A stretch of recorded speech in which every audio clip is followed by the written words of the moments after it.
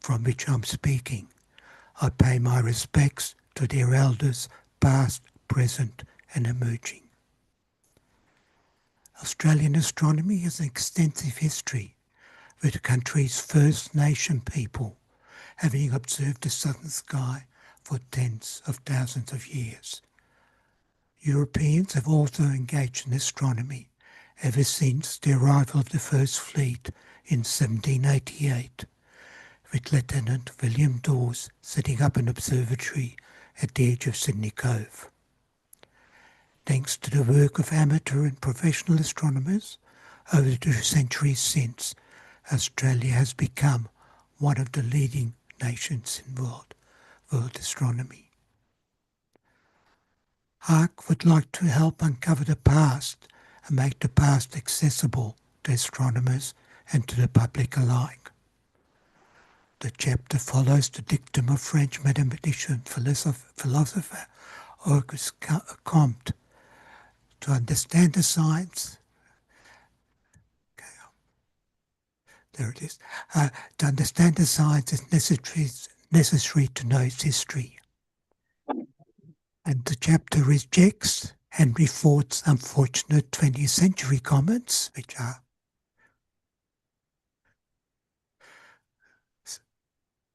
there it is. Unfortunate comments which we only included here of interests of balance. This afternoon we have a series of short talks that give snippets of the long history of astronomy in Australia. There are talks ranging from Indigenous astronomy and the first major observatory in the country that was set up by Sir Thomas Brisbane in 1821, to the work of the first person to build a parabolic radio telescope, the development of optical fibres for use in astronomy, and Ambry-Brown's stellar intensity interferometer that established the temperature scale of hot stars. As well, the role of amateur astronomers in observing early space missions will be discussed, together with the often overlooked role of female scientists. I would like to draw your attention to the web address shown behind me.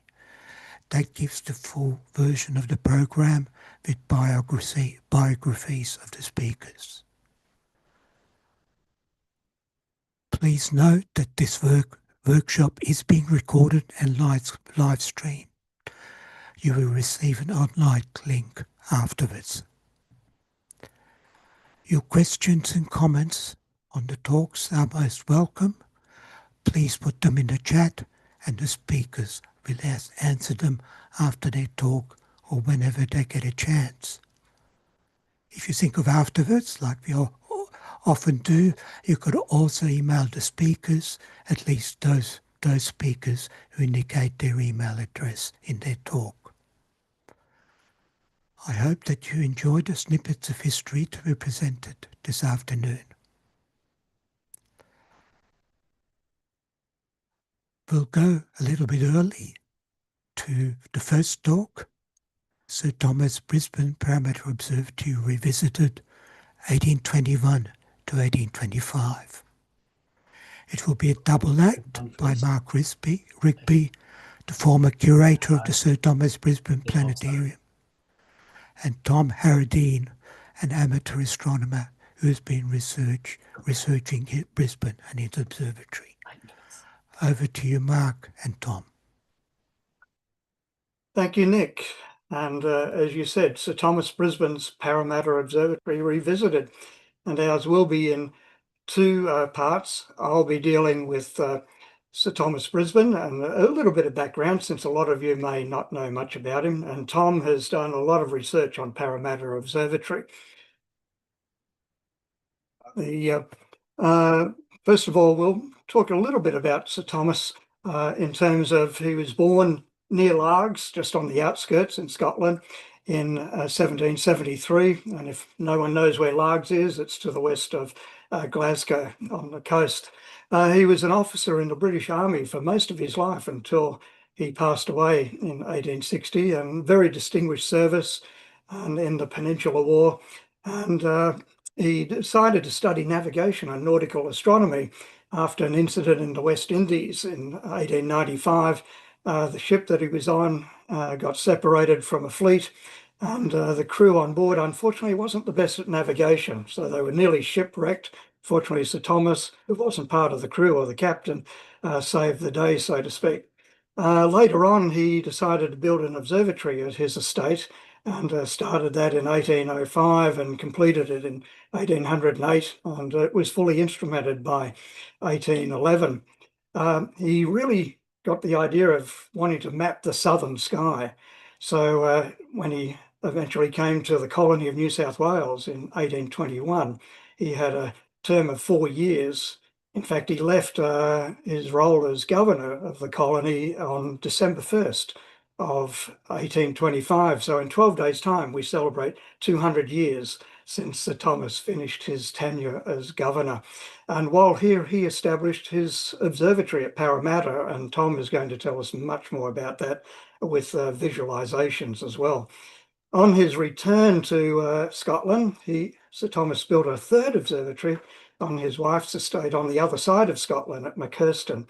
And he received the gold medal of the Royal Astronomical Society for his Parramatta observatory work, and he became president in the early 1830s of the Royal Society of Edinburgh. The estate itself is on the outskirts of Largs, and if you look at this view I took in 2011, Largs itself is in the distance just to the left of the tree, and Sir Thomas has set up 3 meridian markers on a hill in Largs itself, and he could use those markers to align the instruments in his observatory. During that visit in 2011, it was very hard to see the observatory, very much overgrown. In fact, trees coming up within the walls of the observatory. The roof had long collapsed. But in the years since then, the site has been cleared. So on a visit in 2018, it was much easier to get a feel for it. The site had been mapped. And the Brisbane Observatory Trust, which they asked me to become the Vice President honorary, continues to try and raise funds, and it has done so, but it needs a lot more funds to do preservation, restoration. But also one of the goals is to try and educate people in Largs as well as in Australia about the role of Sir Thomas Brisbane. And the Olympic Games in Brisbane in 2032 provides a possible opportunity for some links with Largs at that time. The naming of Sir Thomas Brisbane features, so to speak, with an astronomical bent, takes 3 forms in terms of a lunar crater, a planetarium, and an asteroid or minor planet. The crater Brisbane was named in 1935 by the International Astronomical Union, and it's actually quite a substantial crater, 44-kilometre diameter, bigger than, say, crater Kepler on the Moon, which is a fairly prominent one with lunar rays. But in terms of Brisbane, it's virtually on a limb, out on a limb. It's on the eastern limb as seen from Earth. But as I said, quite a substantial sized crater. The planetarium has a long history, first proposed the year I was born, actually, in 1954 by a group of businessmen who contacted Zeiss about projectors, but it didn't go anywhere. So the momentum built up in the 60s with the Astronomical Society of Queensland. I was just a junior member in the 60s, and the Queensland Museum Society, both lobbying for a planetarium to different levels of government from federal down. And finally, they found a supporter in the longest serving Lord Mayor of Brisbane, Clem Jones, who in his early career as a surveyor had done some astronomy, and he showed an interest in the idea of a planetarium. John O'Hagan, John was president of the Queensland Museum Society, and he was the one that suggested to Clem that the planetarium be named for Sir Thomas Brisbane, who is often considered the founder of organised science in Australia. And although Clem wasn't Lord Mayor at the time, the planetarium opened in 1978. I retired from the planetarium after 36 years, 4 years ago. Minor Planet Brisbane, they came about when I approached Rob McNaught at Siding Spring Observatory in 2006 and said, Rob, there's no asteroid Brisbane. And Rob was surprised as well. because he was born about 20 kilometres from Largs, and he was actually born on the same day of the year that Sir Thomas passed away. So he was keen, and in 2009 we decided to move on it and selected one of his minor planets he'd discovered in the bicentennial year of Australia, and the asteroid was named in October of 2009, and Rob asked me to do the citation for that. It sort of honours the city and Sir Thomas Brisbane in that citation. And as luck has it, asteroid Brisbane is making its closest approach to Earth this weekend. So it's not on a collision course for us, fortunately. I've tried to assure people that in 2009, but don't get worried about this visual. But this is just an impression of what Brisbane would look like, now thought to be 3 kilometre diameter above the CBD of Brisbane. But surprisingly, if Brisbane hit the moon, it would produce a crater about the size of the 44 kilometre diameter crater Brisbane. We were honoured to have Seymour Munro visit us, a senior living descendant of Sir Thomas, visited 2011 with one of his sons, Robert, and they were really pleased to tour the planetarium, look at some of the materials we had at that time to do with Sir Thomas.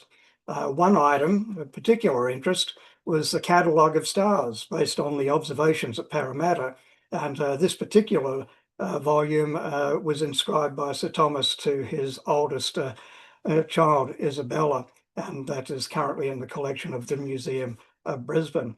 Now, at this point, I'm going to throw to Tom, and Tom has done a remarkable amount of work on Parramatta Observatory. So over to you, Tom. Could we interject for just a moment? Yeah. On the screen you're sharing, there might be a pop-up along the top that's blocking a small part of your title. So it's the screen sharing one. It must have come up. How's that? Is that all right? Can you just drag it out the way if possible, like over to the right, maybe? All of that. Yep. Okay. And is that gone now? Yes. Fantastic. Okay. Thank you. There we go. Thanks. Okay. Thank you, Mark. And my name is Tom Harradine. I'm an independent researcher and amateur astronomer. And in this part of the presentation, as Mark has introduced Sir Thomas Brisbane, we're going to have a look at the Parramatta Observatory under Sir Thomas Brisbane. And we'll be revisiting the Parramatta Observatory between 1821 and 1825. We will do this by taking a brief virtual tour of a 3D reconstruction of the observatory, and we'll have a look at a typical day in the life of its operations. The depictions and descriptions in this portion of the presentation draw upon existing research as well as my own research in progress, which includes the examination of archival primary sources and site visits in both Australia and the UK, the examination of existing instruments, and a detailed examination and analysis of original observational logs. As part of my research, I've so far transcribed a significant portion of the original Parramatta observation logs, as well as the entirety of the Brisbane Parramatta catalogue of 7,385 stars. And at the end of my presentation, I'll demonstrate a couple of visualizations from the data. That image you see here is a time-lapse photo I took a couple of years ago at Parramatta Observatory at night, and the two piers you see supported a transit instrument which is aligned to the south or north-south meridians. We can see it aligned to the south celestial pole. So even in this image, we can see an indelible link of the remaining structure of the Parramatta Observatory and its actual purpose. Parramatta Observatory was Australia's first substantial dedicated astronomical observatory and operated between 1822 and 1847, after which it was demolished. The only physical remains of the building today are two sandstone piers on the original site, located in Parramatta Park, about 24 kilometres inland from Sydney. Initially a private observatory owned by Sir Thomas Brisbane, the Parramatta Observatory became government-owned under the then New South Wales Executive Council after Brisbane left the colony in December 1825. Some of the instruments from the Parramatta Observatory were in fact used in the Sydney Observatory when it was first established in 1858. All of the instruments and clocks you will see modelled in this presentation are preserved in various forms of completeness as an important part of the Sydney Powerhouse Museum's collection. The observatory stood about 180 metres west of the old Government House in Parramatta Park, in the grounds of the former Governor's domain on the land of the Parramatta people of the Dougherty Nation. And in this image here, I've got an overlay of Google Earth. We could see a model of the Parramatta Observatory, about 180 metres up from Government House. And that yellow and red line are the meridian lines of the observatory, where meridian markers were placed within the confines of the governor's domain. And don't worry about that duck in the corner there. I think that's a visit from a large inflatable duck in 2014. So you can look that up if you like. That just so happened to be caught on the image. Brisbane's purpose for establishing an observatory in New South Wales was to take advantage of its location in the southern hemisphere, being diametrically opposite to European observatories, and half a world away from the British government's yet-to-be-built Southern Observatory at the Cape of Good Hope, at nearly the same southern latitude. Parramatta Observatory could therefore make observations that were unachievable from and also complementary to those locations. Its main aims were to catalogue southern stars in greater detail than before, to measure Earth's tilt by observing the sun's altitude around the solstices, to make pendulum-based gravimetric readings to refine Earth's ellipsoidal shape, and to take positional measurements of the moon and the planets to improve navigation and knowledge of the solar system paradox, and to observe transit phenomena not visible from the northern hemisphere, such as the 1822 transit of Mercury, the solar and lunar eclipses, and comets. And so we can see that Brisbane's aims wasn't far from being just sometimes being characterised as just an amateur. He was quite serious about meeting these aims in setting up the observatory. In addition to supplying a complete astronomical library, as well as the equipment needed for a modern, well-equipped observatory, Brisbane brought with him to New South Wales 2 assistants. The ages I have here on the screen are when they arrived in Australia on the 7th of November 1821, after about a 6-month journey. Karl Rumke was a published astronomer and was responsible for implementing the observing program and for the data reduction of the observatory's raw results for publication. James Dunlop was a technically skilled assistant from Dalry, near Largs, who was tasked with maintaining the observatory's instruments and clocks, as well as performing routine observations. Brisbane, for his part, as owner and employer, also contributed to the observations. And unfortunately, after a dispute in June 1823, just over a year after the observatory opened, Rumke left the observatory, and so therefore leaving Brisbane without his principal astronomer. So it was down to Dunlop to manage most of the observations under Brisbane's tutelage and guidance. And Brisbane himself made a substantial amount of observations as well. Construction of the observatory began soon after Brisbane was sworn in as governor on the 1st of December 1821. The building was largely made of wood and was essentially a shell built around sandstone foundations for masonry piers which supported the clocks and instruments.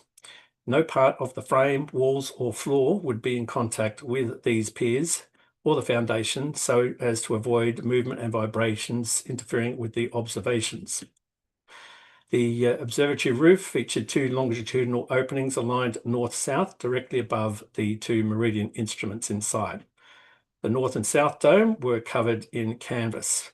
The openings of the roof and the domes were, or the coverings for those openings were contemporarily described as slides and were possibly also made of canvas. Parramatta Observatory was completed and ready for use by the 2nd week of March 1822. And the building measured about 8 metres wide and about 11 metres long. The interior featured 2 rooms separated by a central partition. The design, dimension and layout of Parramatta Observatory closely resembled Brisbane's first observatory in Largs, of which we saw the ruins in Mark's presentation. And the observatory in Largs could be considered as the prototype for Parramatta, even though it was more substantially built of stone and in a much better condition, relatively so, than the Parramatta Observatory, which only has those 2 piers standing. So now let's take a virtual tour of the Parramatta Observatory as it was during Brisbane's time. So after a short walk up from Government House, we arrive in the building's east side, and passing through its only door, we enter the north room of the observatory, which measured roughly 8 by 3.5 metres. Near the western wall stand 3 masonry piers. Mounted on the central pier is a Breguet clock, which ran at local mean time and was used to record the timing of occultations, transits and eclipses. The 2 outer piers supported a stone slab upon which was occasionally mounted a Cater's pendulum on loan from the Board of Longitude. Dunlop and Brisbane used it to measure the local gravitation acceleration by comparing the pendulum's motion against the Breguet clock's pendulum positioned directly behind it. The Cater pendulum presumably returned with Brisbane to Britain when he left the colony. And now stepping up into the North Dome, which is about 3 metres diameter, we could see it housed a Reichenbach repeating circle fitted with a pair of 2-foot-long 1.5-inch aperture telescopes. And this instrument could measure large angular distances between celestial objects. Brisbane and Rumke used the Reichenbach to record the sun's zenithal distance in the days preceding and during and after the solstices twice a year. These observations were later used to calculate the Earth's axial tilt. Okay, we'll now head down into the south room, and you see that a couple of bookcases there indicating the amount of books and tables that Brisbane brought with him out to Australia. Okay, so the south room measured about 4.5 by 8 metres and housed the observatory's 2 meridian instruments, and we'll return to this right after exploring the southern dome. So again, 3 metres across, and in the South Dome, we see an equatorial refractor telescope by Banks. It's 44 inches long, 3.25 inch aperture. It was used for off-meridian work, such as tracking comets and observing eclipses. A wire micrometer at the eyepiece enabled precision angular measurements to be made between objects in the field of view. Before Rumke left the observatory, he used his telescope to recover and track comet Encke in June 1822, to track a comet discovered later that year by Dunlop, and to observe the transit of Mercury in November 1822. And it's worth pointing out that for that transit of Mercury, Brisbane had brought his own personal instruments with him to Sydney, and also timed the transit of Mercury so they could have 2 positions to measure it from. Eclipses of the sun and moon were also observed using this instrument. Dunlop later used the same instrument for double star measurements. Okay, we'll go head down now into the southern room, and mounted on an angled masonry pier adjacent to the eastern wall, we see the beating heart of the Parramatta Observatory, a sidereal regulator by Hardy. The Hardy clock kept sidereal time and was vital for both observatory timekeeping and for timing measurements with the other instruments.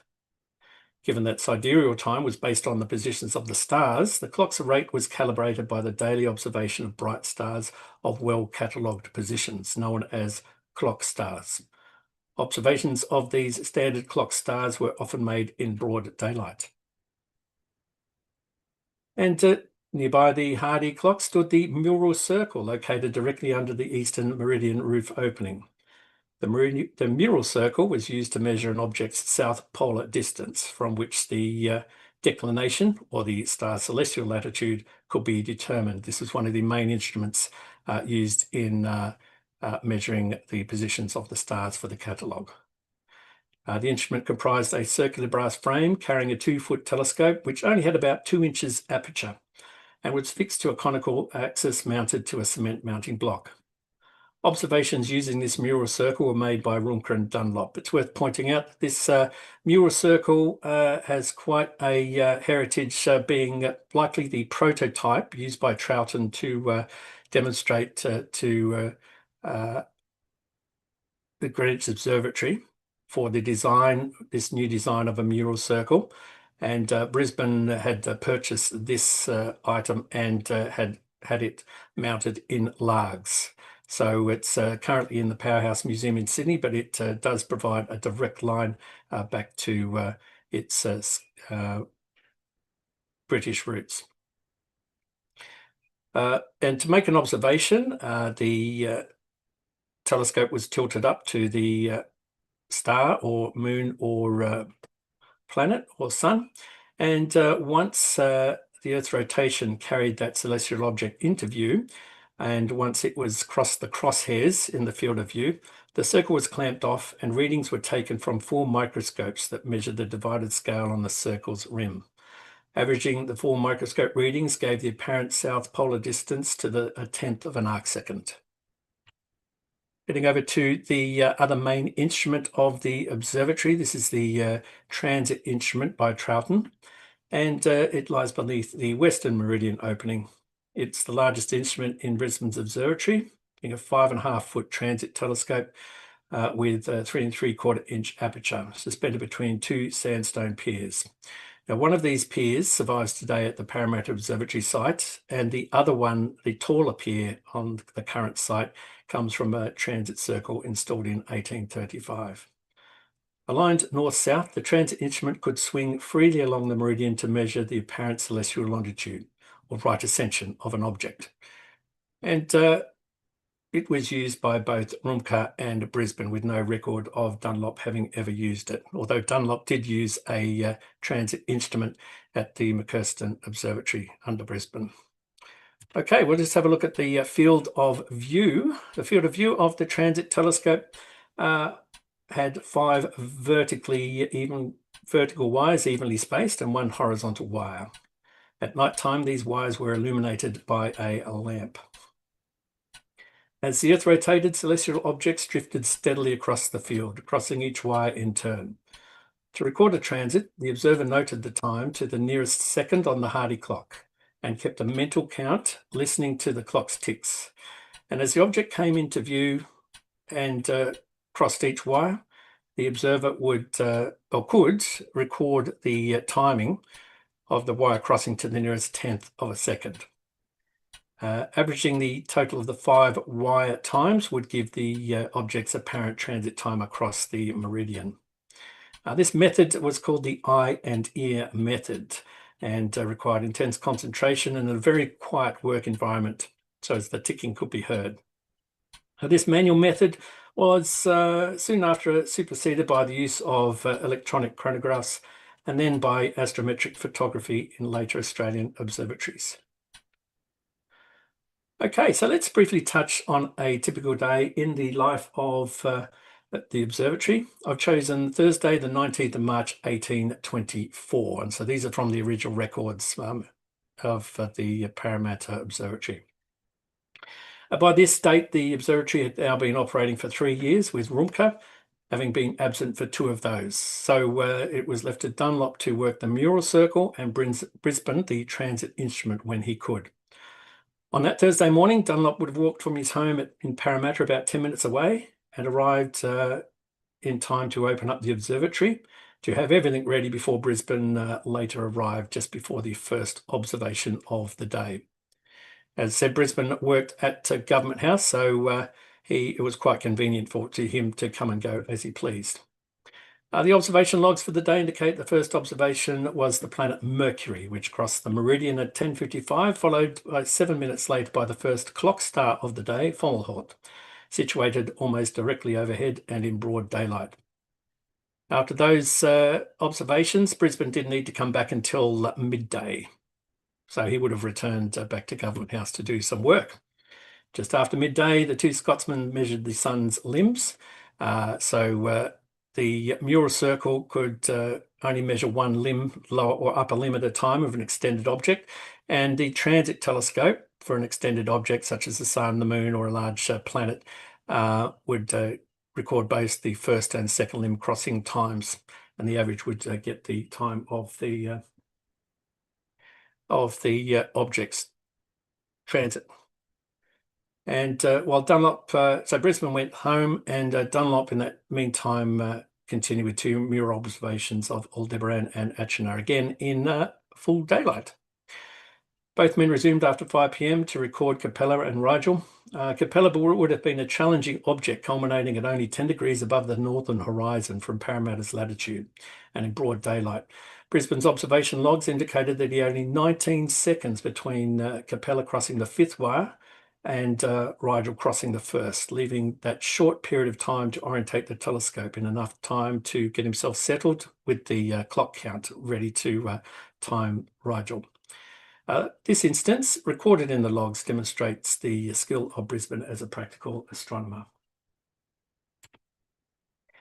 Evening was reserved for the observation of stars for the catalogue. Brisbane's evening observation sessions were generally shorter than Dunlop's, as Brisbane likely had dinner first before heading out to the observatory.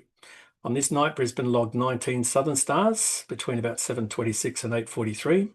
Dunlop commenced his session earlier at 6:33, recording 51 stars by 10:45. Dunlop would have closed up for the night after that, leaving the slates that they recorded the observations on for transcription into the logbooks the following morning. He would have walked past the dormant government house and then made his way back home in the dark to Parramatta. Both men averaged about one observation every 4 minutes, so they were quite busy. After Brisbane left the colony, exactly 4 years after commencing his term as Governor of New South Wales, Dunlop continued to make mural circle observations under his own steam until March 1826. Between 1822 and 1826, over 36,000 mural instrument observations were made at Parramatta Observatory, and almost 9,000 observations were made with the transit instrument. These observations were used by Greenwich astronomer William Richardson to later compute and compile the Brisbane Parramatta catalogue of 7,385 stars, published in 1835. And we can see a typical page here with the numbers, names of stars when known. And again, I've transcribed the entirety of this catalogue, which has enabled me to demonstrate a bit of a visualization of where, for example, in this screen, the mural circle instrument was pointed. And so we can see a very large with the south at the left. We can see that it was the southern stars almost up to just past the zenith. And again, the transcription of the catalogue allowed for star maps to be made. I have created an entire star map of the catalogue. Here is a small part of it within the Southern Cross region where we can see each of the stars with individual numbers. Sorry, Tom. That's fine. That's brought me to the end. So 2 minutes to go. Yep, that's good. Thank you. Almost there. Thanks for that. The visualizations shown today illustrate only a small part of what can be achieved through detailed examination and analysis of primary sources and existing literature. Many stories contained within the observations, data and surviving instruments and archaeological traces remain untold. And this presentation has only provided a brief glimpse of the scope of the research done so far and the potential for examining historical records to bring the Parramatta Observatory to life once more. And Mike's, the research I've done is quite extensive. Just a few acknowledgements there to the various archival and library resources in Australia and UK. And also just a shout out to some individuals, Dr. Andrew Jacobs, Sydney Powers Museum, for giving me access to the original instruments, and Christopher Levins and Verena Maldron, and Largs residents David Ennis, Colin and Valerie Campbell for their hospitality and local knowledge. So with that, I'd like to thank everyone on behalf of Mark and I, and thank you very much. Thank you very much, Tom, and Mark as well. Fascinating talk, and I really enjoyed the 3D reconstruction and seeing the objects which are on display or used to be on display at Sydney Observatory. Now it's time for our second talk, and that is from Dr. Stevenson, and this is on making them visible, women in astronomy in Australia. Donna is a PhD in astronomy, in the astronomical history, and has been the manager of Sydney Observatory and more recently the School of Humanities at the University of Sydney. Donna. Thanks, Nick. I'm just pulling my presentation up.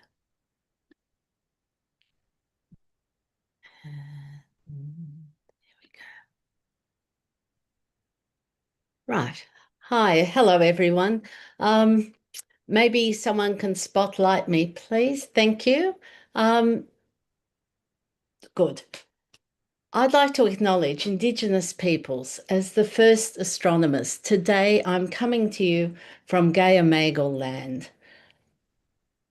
When I searched Google this week for images of Australian astronomers, it was actually heartening to see a solid representation of women. Nick Lomb and I recently published some research about gender diversity within the Astronomical Society of Australia since 1966, when the ASA was founded. And we saw that the percentage of women had grown from 4% to 31% as at 2023. We found that the ASA had been proactive in addressing diversity in astronomy in Australia through many initiatives, including the Pleiades Awards that rewards organisations for gender equity and diversity outcomes. This program was initiated by the Women in Astronomy chapter, and it's now administered by the IDEA chapter, Inclusion, Diversity and Equity in Astronomy. And Lisa Harvey-Smith, who you can see on this slide, was one of the people really behind this initiative. However, when you go back beyond 1966, you think that very few women worked in astronomy. You'll likely know all about radio astronomer Ruby Payne-Scott, who was a physicist and a mathematician with CSIR until 1950, when she lost her full-time position when it was revealed she was married.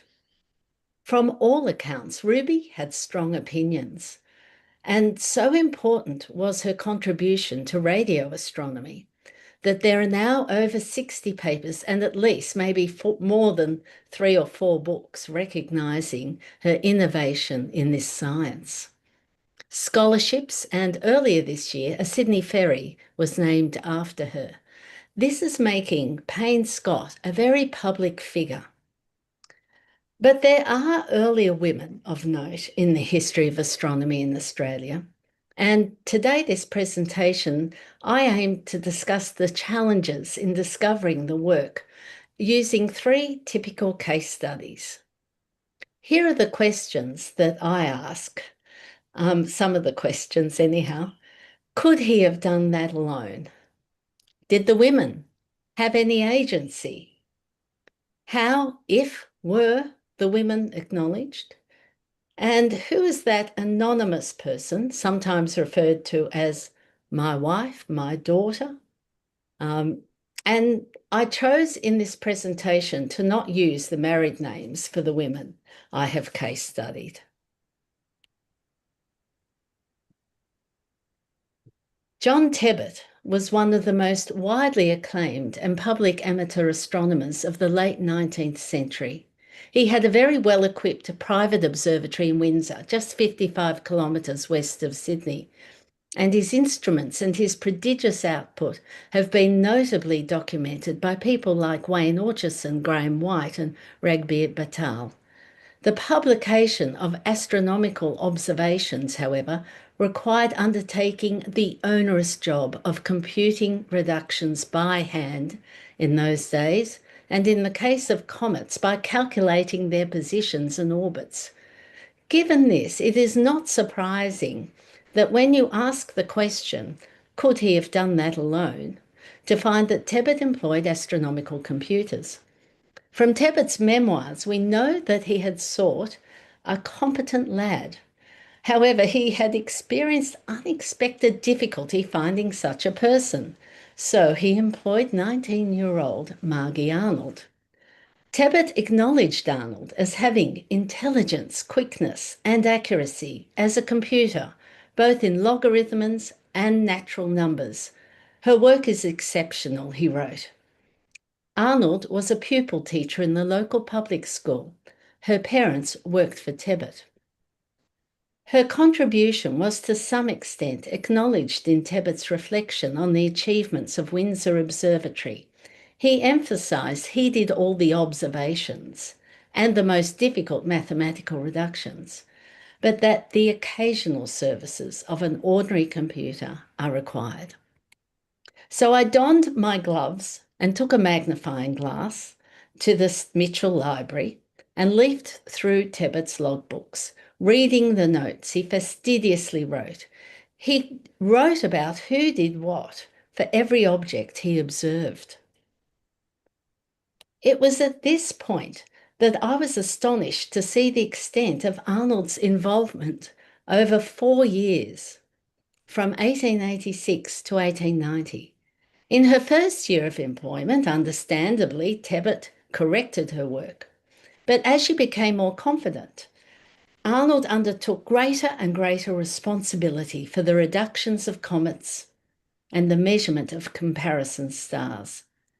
In particular, Arnold measured comets Winnick and Fabry, comet Finlay, comets Davidson and Brooks from 1889, and Barnard's comet, his 2 comets from 1888 and 1889, and 2 pages of her calculations are pictured here. These are for Brooks' comet. For minor planets, that's asteroids, Juno, Hebe, and Flora, Arnold computed the positions, converted sidereal to mean time, and she produced the final tables that showed the results. Of the 56 pages of reductions of equatorial observations of minor planet Pallas, and that's the 3rd largest asteroid in the solar system, that were made in 1888, half of these were completed by Arnold. So Tebbutt reported to the BAA, British Astronomical Association, that he vowed to give testimony as to her qualifications, and this may indeed have assisted Arnold to secure a permanent position as a teacher at North Broken Hill Public School, where she was promoted to headmistress soon after. She married the headmaster, who was also an amateur astronomer, Farquhar Wallace, and so resigned her position and became known as Mrs. Farquhar Wallace. She is amongst the first women in Australia working in astronomy, but I have not found any images of her.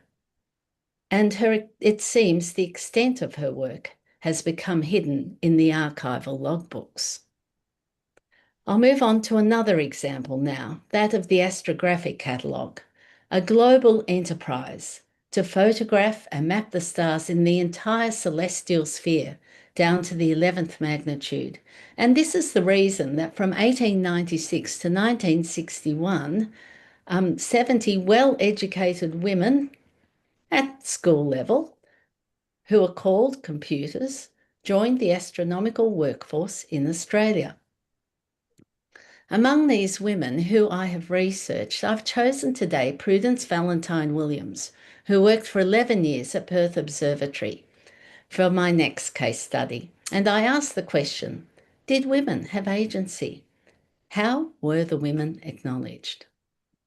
In 1907, Prudence Valentine Williams, an outstanding 16-year-old student who gained a gold medal in her leaving exams, was employed as an astrographic assistant. The Perth Observatory logbooks show her leadership in training others, her accuracy, her error management. She understood that the women determined the nature of the stars when they looked at those glass plate negatives. They made decisions about the stellar locations, the magnitude, and they identified double stars. And Prudence was determined to enhance the workplace for women. In the State Archives of Western Australia, I went through a folio of forthright letters written by Williams to Perth Observatory Director Harold Kerr-Lewis. In 1913, after a complaint was made by Assistant Astronomer Clive Nossiter about the women's accuracy and speed, Williams explained to Kerr-Lewis that the 4 women had twice measured, calculated and prepared for publication 21,221 stars within a 6-month period. She ended her response with, "I'm afraid he cannot show a corresponding amount of work for the same period." You can see she was feisty. She argued that the work was demanding. Newcomers required months of training. and her words resulted in Curlewis lobbying government for a significant increase in the women's wages and acknowledgement of Williams as astrographic supervisor. In 1914, Perth Observatory published 242 new double stars from the astrographic catalogue. In the foreword, Curlewis acknowledged 4 women, including Prudence Williams, as measuring the double stars, and Williams as being the solely responsible for checking the measurements. In the introduction, it states that it was only those stars considered double by the measurers that had been used. And I took this to mean that it was the women who decided which stars were double stars. They were asterisked, as you can see here. However, when a paper was published later on in 1936, using the data and referring to this publication, it was only the male astronomer who was credited. The photograph on the right is not of Perth, it's of Melbourne Observatory Astrographic Bureau, and it demonstrates the sort of setup the women had at Perth. And I'd have to say, at least the Perth women, unlike those in Melbourne, had a toilet they could use. In 1915, Williams was elected to the Astronomical Society of Western Australia, but her career ceased when in 1918 she resigned to care for her brother who had returned injured from the Great War. By then, 25 of the Perth Astrographic Zone volumes were ready for printing, with the remaining 3 volumes completed by women at Edinburgh Observatory. My final case study is about an unnamed contributor. In 1922, Oscar Ulrich von Willer, Professor of Physics at the University of Sydney, mounted an eclipse expedition to Goondiwindi in southern Queensland. There were 12 expedition members, including von Willer and physicist George Briggs, both seen here. But as you can see in this photograph, there were no women at the eclipse observation site. One of von Willer's main objectives was an experiment that aligned with his research interests in using photoelectric cells for astronomy. He and Briggs aimed to measure the intensity of light of the corona during the various phases of the eclipse. And Briggs published the results in the Astrophysical Journal a year later, noting that his wife was involved in the experiments, but not naming her. The wife was Edna Dorothy Sayce, the first woman to graduate from the University of Sydney in physics. In 1917, she presented a paper about illumination and the conductivity of selenium on photoelectric cells to the Royal Society of New South Wales. This is very aligned with the eclipse experiment a few years later. After completing her degree, Sayce lectured at physics at Sydney Teachers College, and it appears she continued to conduct or support research at Sydney University. Von Willer and Briggs used 2 photoelectric cells that had previously been tested by Sayce at the eclipse.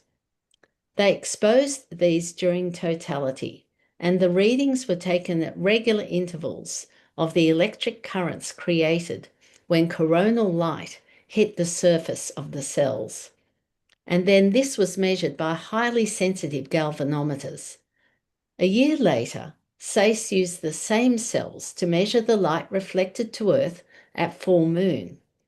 This was to compare the light intensity of the corona to that of the moon.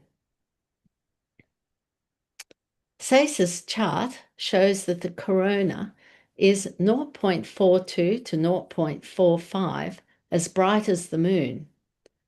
This is still a small amount. It's less than a magnitude. Briggs used her chart. He also used photographs taken by James Nangle at the eclipse and other comparative measures in the paper. He drew the conclusion that the intensity of the sun's coronal light increases as the moon covers the sun, but during maximum totality, the brightest portion of the inner corona was covered and the light intensity was less. Just prior to publication, Briggs and Sayce wed. For a short period of time, Sayce continued to teach, but as her daughter Barbara Briggs wrote in memory of her mother, she abandoned her independent career and she turned to assisting her husband in the research and the time-consuming university matters. Sayce, who was a physics pioneer and a feminist, disliked social hierarchy and encouraged other women, including her daughters, into academia. And she remained an active member of the research community. Nick Lomb found that in 1928 she co-led a discussion panel about quantum physics at a conference held in Canberra that helped gather momentum for the formation of the Australian Institute of Physics. She also spoke about nuclear physics at an ANZUS conference. And during World War II, Sayce returned to science teaching. So when researching and analysing history, I've found that reflexivity is important. It's important to recognise one's own views and how society has formed them, and to aim for an autonomous mindset. We cannot recreate the social milieu in which people existed in the past to fully understand the impact of gender stereotyping and conditioning. But we can understand how workplace law had a profound influence in Australia. With the exception of Aboriginal women, Australian women gained suffrage and first voted in 1902. However, that same year, a legal marriage bar restriction on women working in state and federal government departments was instituted until it was repealed in 1966. This law had long-standing and dire consequences for both sexes and in all areas of development, including this science. I began this talk on a positive note about the increase in the percentage of women who are members of the ASA and therefore working in astronomy. I conclude on a less positive note, as this is not the same for the percentage of young women studying high-level maths and physics in the classroom, nor for PhD graduates in the field. Both of these areas, as recently noted in this decadal plan for astronomy, are in decline. There are few women in amateur astronomy. I don't have statistics on this, but it definitely is an area worthy of research. The reason I've been motivated to research women in astronomy is about equity and diversity in recorded history. Representation is, I believe, and others like Professor Lisa Harvey-Smith say, it is powerful. It's powerful and inspiring in the classroom, and making women visible can have many forms. Naming a ferry is just one. A couple of years ago, Craig Bowers, Heritage Research Astronomer for Perth Observatory, nominated Prudence Valentine Williams to have a minor planet named after her. I'm very pleased to inform you that in 2027, this will happen. Thank you. I have many people to thank, and I've used many sources. I'd particularly like to thank Professor Nick Lomb, Dr. Craig Bowers, and my husband, Ron Stevenson. Thank you very much, Dinah. We've got a few minutes for questions. If any want to put anything in the chat, anybody? It was a great talk. Thank you very much.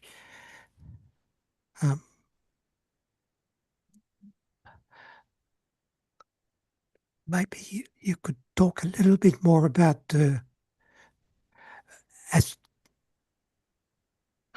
All right. Well, there's a question from Richard de Greece. Do we have statistics on non-binary participants? We do for the Astronomical Society of Australia, and that is a whole other field that needs to be explored, of course. They're fairly recent statistics, though, as you might imagine, because of the society that we live in. And that's certainly a field that will grow in future years in terms of research, Richard. So it's quite difficult to research that historically without making a lot of assumptions, because people were very secretive, because of the law and because of other factors in society. So you've raised an interesting question. Thank you. Well, could you just, as I was starting to ask before, could you tell us a little bit more about the computers who worked at Sydney Observatory on the astrographic catalogue? Yes, I can, Nick. It's a very interesting story, which I know you informed me of probably almost 2 decades ago now, and I started to look at in detail. The computers, when they began working, they had a separate building that was built actually for the meteorologists. They didn't want to use it, so the women moved in there. That building doesn't exist now. They were quite separate to where the astronomers worked, but there was an interchange, a daily interchange at least, in terms of supervision, giving them the latest work. And again, they worked in pairs like all of the astrographic computers. The model was set up in Paris, actually, by Dr. Dorothea Klumpke. She set up the first astrographic bureau, and that model was followed around the world at the various observatories that took on the job of measuring the glass plate negatives. It was stop and start, however, because as funding for observatories was under the government, the state governments, that came and went. And so they'd get a good go on and get a lot of work done, and then the funding would be cut and they'd lose some of the people who work there and not have them replaced. And that was one of the reasons why it took so long for the astrographic catalogue to be completed. One of the last women who worked on the astrographic catalogue, Winsome Lillian Bellamy, sadly passed away last year. And I was very, very fortunate to be able to interview Winsome a few times and record her. And a short film was made by the Powerhouse involving Winsome. She was a good age, and even in her late 90s, she was very quick on the mark. She had a good memory, and it was a place that she loved working, and she particularly loved the camaraderie amongst the women and the astronomer, Harley Wood, who she worked for, was a very good employer. So I think probably in conclusion, I have found that, the lead astronomers, this was the case in Melbourne as well, were actually very appreciative of the work that the women did, and sort of went almost beyond what was probably the social norm in terms of involvement and acknowledgement of them. That was a very interesting finding in a lot of the research that I've done. They wanted the women to be well paid, and they wanted them to have careers, to be permanent. But it was that damn marriage bar that got in the way. And, Ruby Payne Scott, that's what that's why she had to cease work. All right. Thank you very much, Donna. Thank you. Okay, well, it's time for our third talk.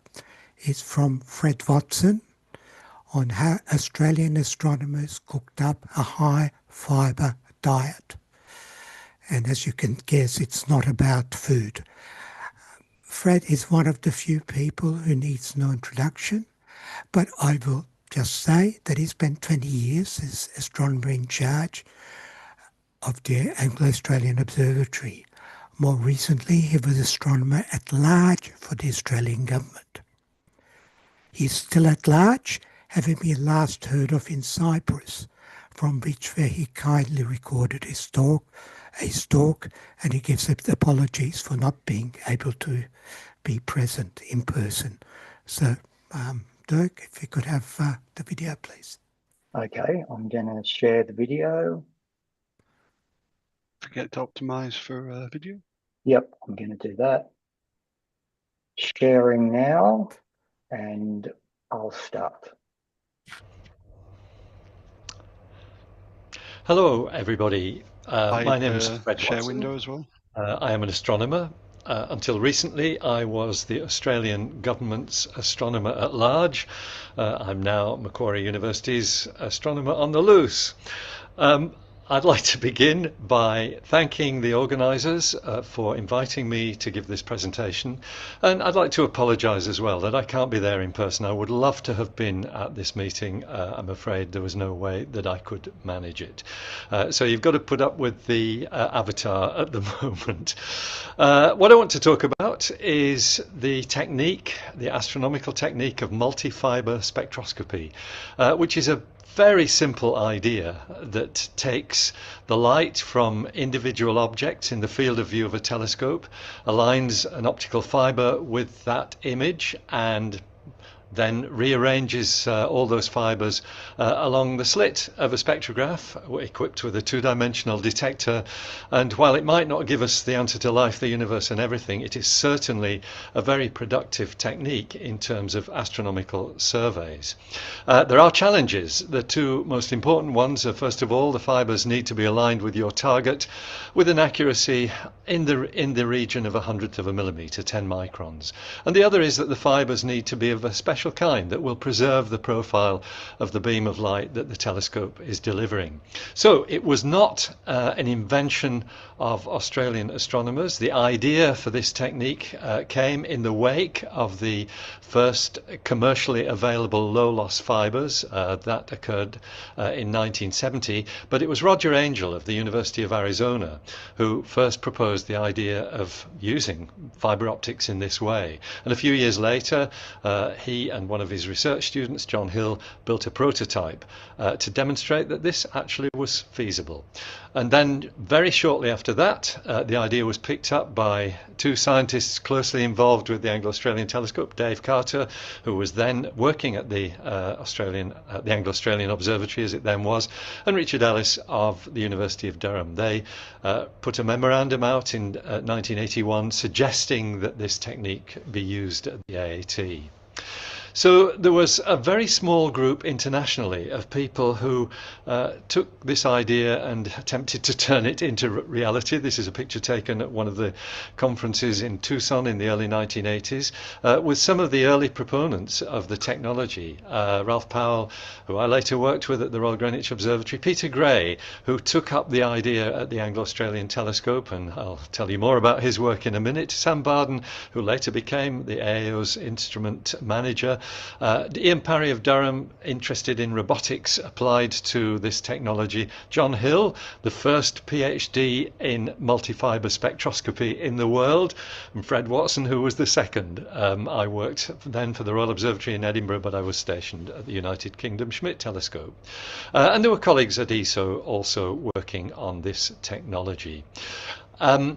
So Peter Gray took the idea and turned it into reality by drilling accurately positioned holes in a metal plate, putting them at the focus of the Anglo-Australian telescope, the Cassegrain auxiliary focus, and then feeding them to an existing spectrograph, the RGO spectrograph. It had 25 fibres within that 12 arc-minute field, commissioned for galaxy work in 1981. Ellis et al. Were the first users, but you might notice the scribble on this field plate there, Watson 1983. I think I was the first person to apply this technique anywhere in the world to stars rather than galaxies.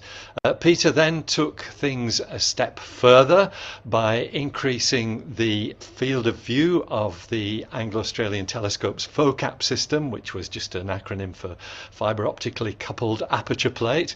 64 fibres in the full 40 arc-minute field at Cassegrain focus, and that became very, very successful. So in a sense, Peter turned the technique from an interesting idea, came from Arizona, into something really useful for astronomical observations. And as I said there, by 1987 it was using 30% of all the time on the telescope.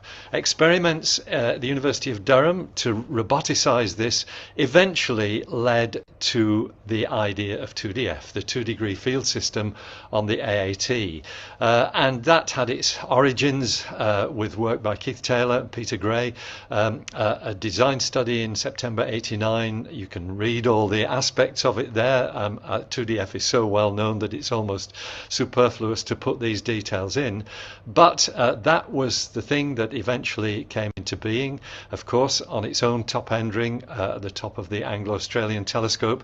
This lovely view showing the robotic fibre positioner on the field plate nearest to the camera. There are two field plates. One of them is looking at the mirror, so that's the active one, which is taking light from the sky, and the other one has the robotic fibre positioner moving 400 fibres around, each one equipped with a magnetic button on the end that sticks it to a steel plate, and with a prism to bend the light from the telescope mirror into the fibre, and then they retracted automatically, so the robot could move them around with impunity, and it turned out to be, as you know, extremely successful. The opening ceremony was less successful. Some of you who were there might remember the weather was absolutely foul. I think half the guests didn't make it just because their aircraft had to turn back. Things were so bad at Coonabarabran Airport. Took another 6 months or so to get useful spectra from the instrument, and it was sort of in production by the middle of 1997 when it started work on perhaps its masterpiece, that earliest demonstration of the potential of the multi-fibre technique, the 2DF Galaxy Redshift Survey, which I don't really have time to talk about in detail, but is very well known, a milestone perhaps in the science of astronomy, with that sort of honeycomb structure of the universe being so well revealed there. I've noted a few other people who were very instrumental in making that survey work. Russell Cannon was director of the AO at the time, Matthew Collis, one of the PIs, Ian Lewis, who actually turned 2DF from something that was a very cantankerous instrument into quite a reliable operation. Carl Glazebrook spent, I think, a year, if I remember rightly, at Siding Spring, really knuckling down onto the software aspects of what we needed for the survey. And in a sense, the rest is history. 2DF is still a workhorse instrument on the telescope. The spectrographs have gone through a number of iterations. AA Omega replaced the two telescopes spectrographs mounted on the top end ring. Hermes, that great high resolution spectrograph for the galactic archaeology work in the project which is known as Galar.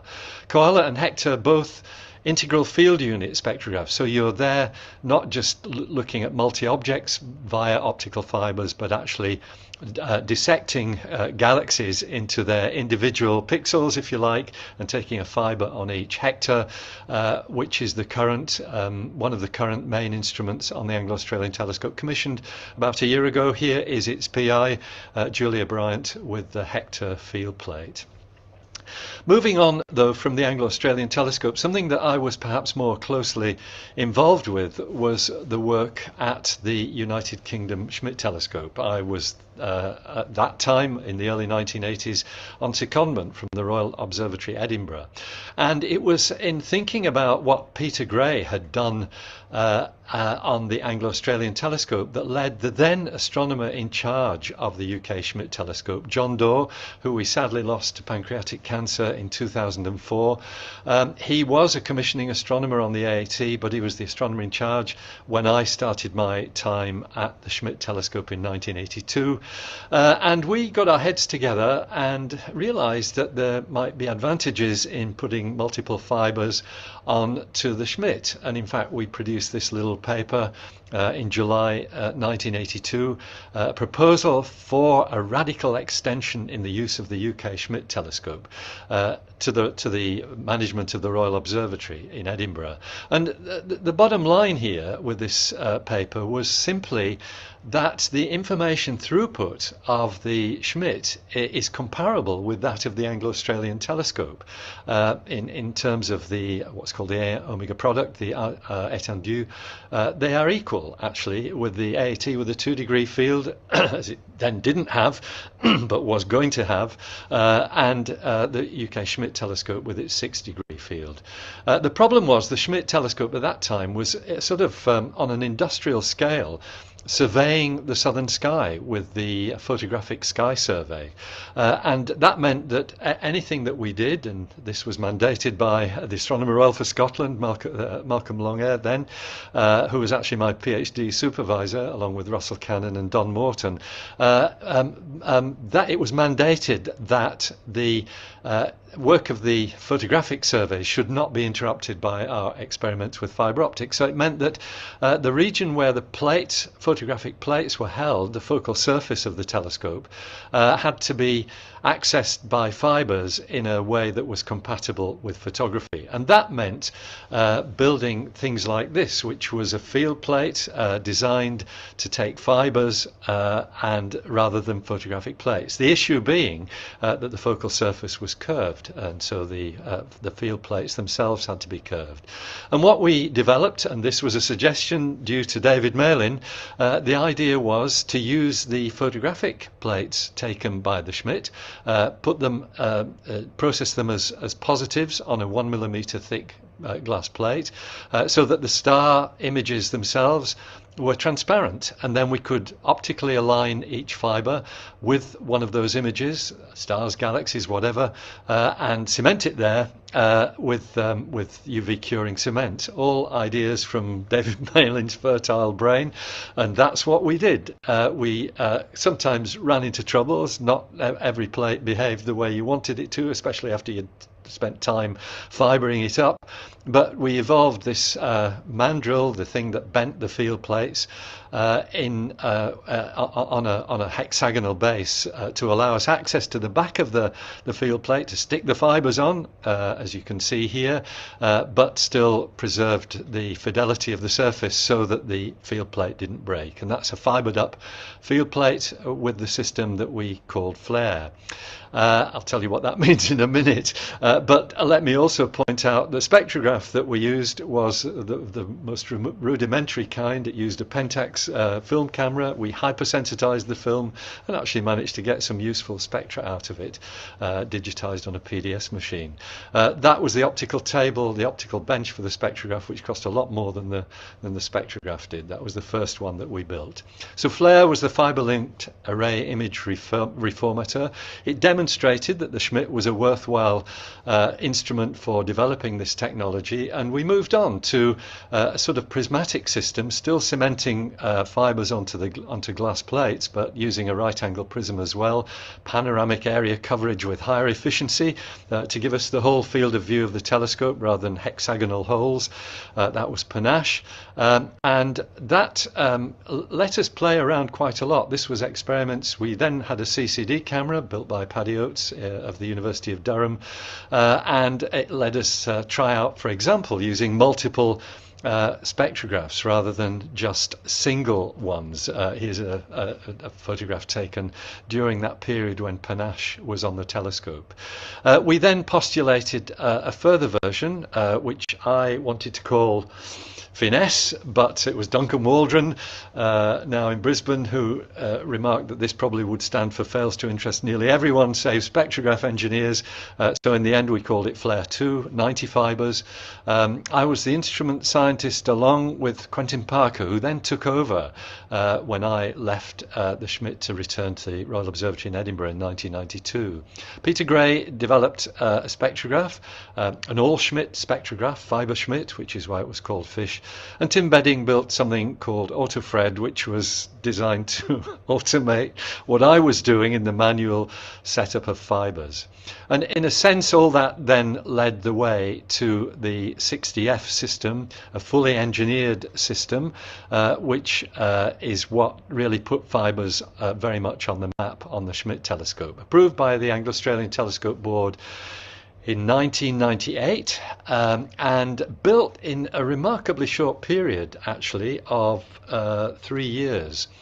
I was project scientist for the instrument, but the commissioning scientists who really did the nitty-gritty as the instrument was commissioned on the telescope were Will Saunders and Quentin Parker, seen here with the 60F robot because it had a fibre positioning system very similar to that of 2DF, except the field plates were interchangeable within the Schmidt telescope. It was still doing photography at that time, and so the field plates for 60F had to look like photographic plates to the telescope, but they were set up on a robot, and it was done. I didn't mention the sort of buffered system. I mentioned it for 2DF. We had the same thing on 60F. You had one field plate in the telescope actually doing the observing, while the other one was in a separate robot room in the dome. Will Saunders, of course, perhaps better known generally for his artistic work on the Sydney Opera House in 2003. But that's a picture of the Schmidt telescope. The sort of wooden building there on the left is where the robot was housed. To the right, underneath the icon that's got my face on it at the moment, so you can't see it, there was a room for the spectrograph, which was an evolution of Peter Gray's fibre Schmidt spectrograph.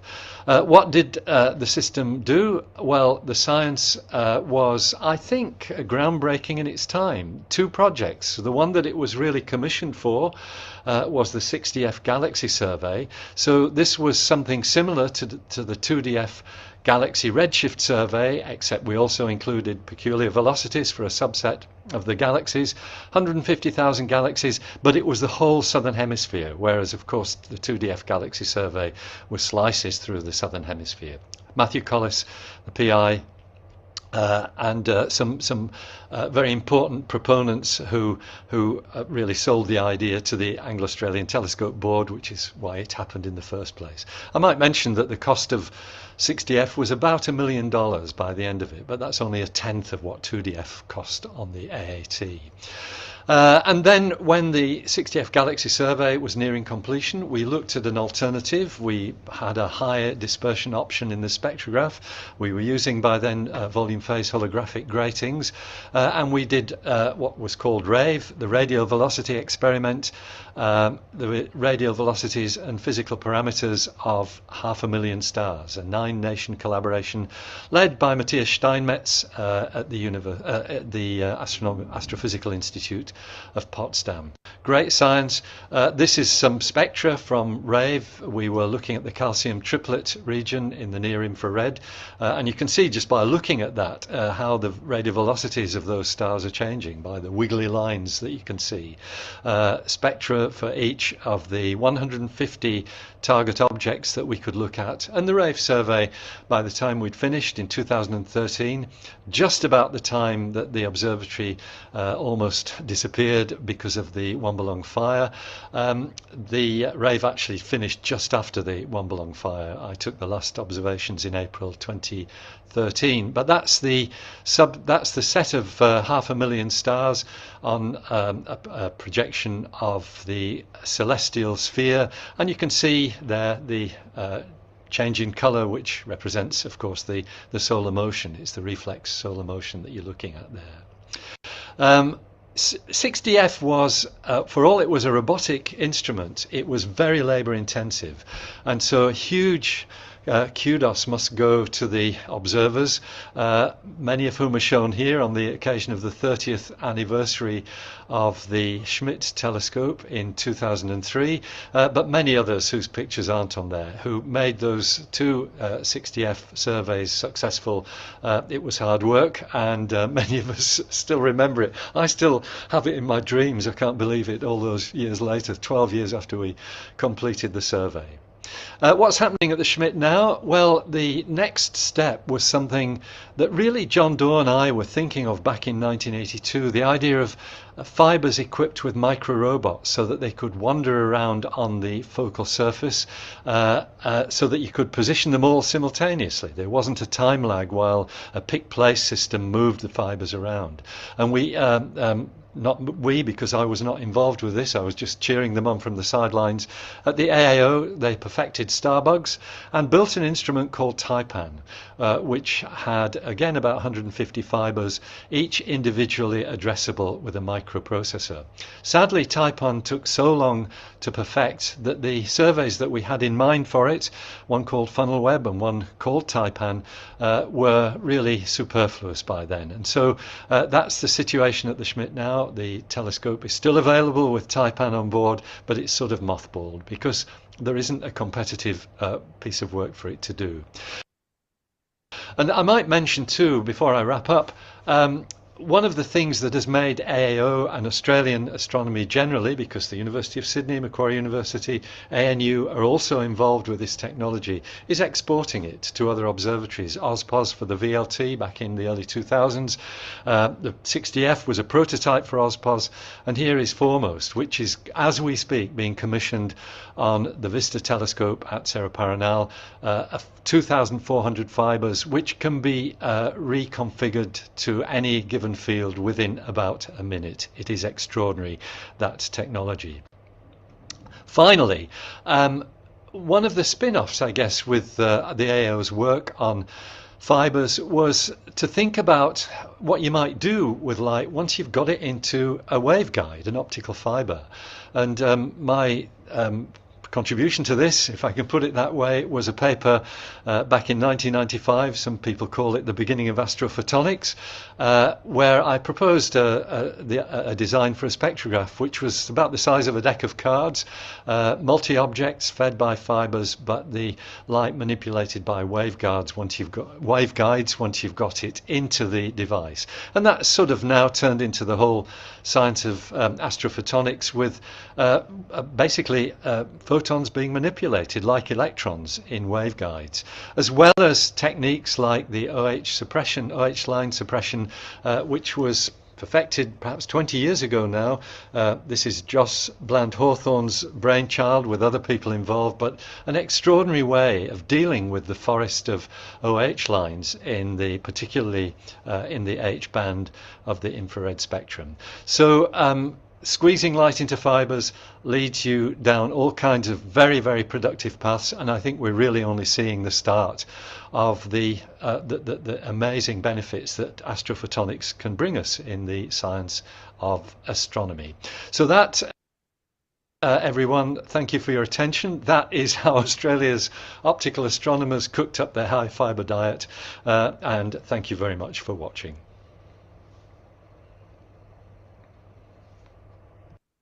Well, that was a great talk. Unfortunately, we cannot ask any questions of Fred, but it was, I think, very interesting to hear about the origins of a technique that is now utterly ubiquitous in astronomy. I mean, all has very large amount of astronomical instruments are now based on optical fibres. Now we move on to our next talk, and that is by Martin George. It's on Grote Reber in Tasmania. Martin was previously in charge of the Launceston Planetarium is now at a planetarium at Hive in Ulverstone. Over to you, Martin. You're muted. Unmuted. Oh, thank you very much, Nick. I'll share my screen now, and I hope you can all see this straight away. There we go. Okay, is my screen sharing working okay for everybody? Yeah, that's good. Lovely, thank you. So Grote Reber is somebody who is considered to be the first radio astronomer, although when he was making his first observations in the 1930s in the United States, the term radio astronomy had not actually been coined. I'd like to start by giving you a bit of a background of Grote Reber. He was born in Wheaton, Illinois in 1911, and you can see here the earliest picture of Grote Reber as a baby sitting in that chair just there. But as Reber went into his teens, he got very interested in radio work, and he obtained his first radio license at the tender age of 16 with the very familiar, at least to radio operators, famous call sign of W9GFZ. And you can see there the address that he had in Wheaton, Illinois at the time. He graduated with a Bachelor of Science degree from the Armour Institute of Technology. His course of study was actually electrical engineering. Reber was not a mainstream astronomer. He was far more into radio engineering, but of course he's very famous for his work in astronomy. It was in the early 1930s that Carl Jansky accidentally discovered that there were radio waves coming from the Milky Way while he was using an antenna to find out the source of interference in radio signals. Reber took a great interest in this and he built his first radio telescope in 1937 in a vacant lot next to his mother's house in Wheaton.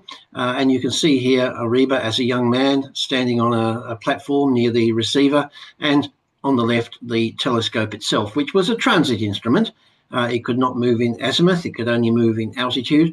It frightened the local population who had never seen anything like it before in their lives. Although it didn't frighten his mother, she actually hung the washing from it.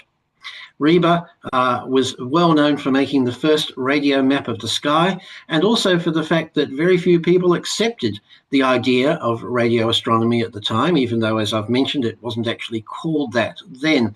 But he did manage to get publications in the Astrophysical Journal in 1940, and perhaps more famously in 1944, with his radio map of the sky that he put together using his transit instrument, taking measurements as the Earth rotated and various different declinations as the points in the sky gradually moved across the field of view of his initial antenna. He, in the 1950s, he set up a sea interferometer atop Haleakala in Hawaii after maintaining an interest in radio astronomy for quite some years. Unfortunately, this device didn't produce any usable results. It collapsed in a period of very bad weather in 1957. But it was during that period, in the early 1950s, that Reber was becoming more and more interested in low-frequency radio astronomy. One of the problems about the very lowest frequencies, 10 megahertz and way down below that, is that the ionosphere prevents the signals getting through. And it becomes worse and worse the lower frequency you get to, so that by the time you get down to 5, 4, 3, 2 megahertz and so on, it becomes increasingly difficult. Reber made considerable studies of this and as to how he was going to make these observations, and realized that the best conditions for low-frequency radio astronomy, first of all, occur at night, when, of course, the sun is not above the horizon and the ionosphere is less charged. Also in winter, because the sun is lower in the sky. So once again, there is less ionization. And for a similar reason, during solar minimum, when the sun is less active. So there are three major things, but there was another one as well. He discovered that in specific regions of the Earth, the ionosphere was more transparent, less blocking, in other words, to the low-frequency radiation. And he did a lot of studies on this topic, gathering ionospheric data from many places all around the world. And this even included Macquarie Island, which is part of Tasmania, and he had been in touch with Graham Ellis, who was then working for the Ionospheric Prediction Service, who provided him with some data from Hobart as well. But all around the world, he had this large amount of data, and came to the conclusion that the ionosphere was most transparent in two particular areas of the Earth, one being the Great Lakes area of North America, and the other being Tasmania. So he decided to move to Tasmania to make some observations. Here we can see a map of the various places that Reber worked. You can see Hobart there, just below the centre of this map of southeastern Tasmania. He began in Cambridge, moved up to Kempton, and closer to the top, and Bothwell, right at the top of the map, just up there where he had his most significant installation. He came to Tasmania in 1954, and you can see here a picture taken in the following year by one of the stalwarts of the Astronomical Society of Tasmania, Colin Bisdee, who photographed Reber at Anglesey Barracks, which was the army base in Hobart. You can see him there next to a pillar for some transit of Venus observations that were made in 1874 by the United States Naval Observatory, complete with plants that were growing off the top of the pillar at the time. As I've mentioned, he had been in touch with Graham Ellis, who you see here in this picture, and in 1955, they made use of some ionospheric prediction service equipment at Cambridge, which was very close to Hobart Airport. And in this blow-up of the picture you just saw, you can see the hut in the middle that was used for housing the receiving equipment, and some of the poles that were used to support the cage dipoles that they were using to make observations. They published a paper in 1956, and that paper was a landmark paper about cosmic radio frequency radiation near 1 megacycle, 1 megahertz in other words. They certainly were able to see the celestial sphere at down to about a bit over 1 megahertz. They made some observations which they claimed were from below 1 megahertz as well. But what happened was that they had definitely concluded that Tasmania was a great place for ionospheric transparency at very low radio frequencies, with those two at about 2 and 1 megahertz clearly successful observations. That was in 1955. Ellis went on to take a post in Queensland, and Reber decided to set up some dipoles at Kempton, just west of the town of Kempton, about 50 kilometres to the north of Hobart. You can see here on the left one of his anchors on the eastern side, which was a tree trunk that had been etched out so that the wire could actually be wrapped around the tree trunk. He had supporting wires at each side of a dipole, and the dipole was held above the middle of the valley. He initially started with 2 and then later moved on to 4. On the right, you can see a down lead coming down something like 100 metres from the dipole, which is not visible in that picture. But in the bottom right, you can see a shed that he had to store his receiving equipment together with a tractor. That shed later became a playhouse for the children of the people who owned that local property. The ground I found in the 2000s was full of artifacts from Reber's observations. Here we can see some of his footholds that he used to screw into tree trunks or trunks of sawn down trees in order to climb up to the tops of his poles. He did use some poles, not just stumps in the ground, depending on the lie of the land at the time. There were also a lot of wires and insulators that were found, having still been on the ground for over 50 years. This is a picture that was supplied to me by George Stevenson, who visited Reber at Kempton in 1957. And in the background, you can see Reber's second shed that was placed on the ground between antennas 2 and 3. Reber was attempting to observe at 0.52 megahertz, which was far too low, really. He claimed initially that he had results showing a maximum in a particular area of sky, but later in 1982 wrote in a paper he wrote that he came to the conclusion that his results really weren't indicative of celestial emissions at all. Many of Reber's notes survive, and many of the images that I have here in this talk were kindly provided by the estate of Grote Reber and also the National Radio Astronomy Observatory in the United States. You can see here one of Reber's diagrams of a pole that was supporting a wire that attached to a dipole across the valley. He left behind many of these notes, typically on scraps of paper. He spent some time staying at the Rest Point Hotel, which later on was to become known as the Rest Point Casino, and made great use of the Rest Point Hotel note paper in order to scribble his diagrams. You can see at the bottom there, although it's upside down, a diagram showing a couple of inductors and a capacitor as part of one of the circuits he was using.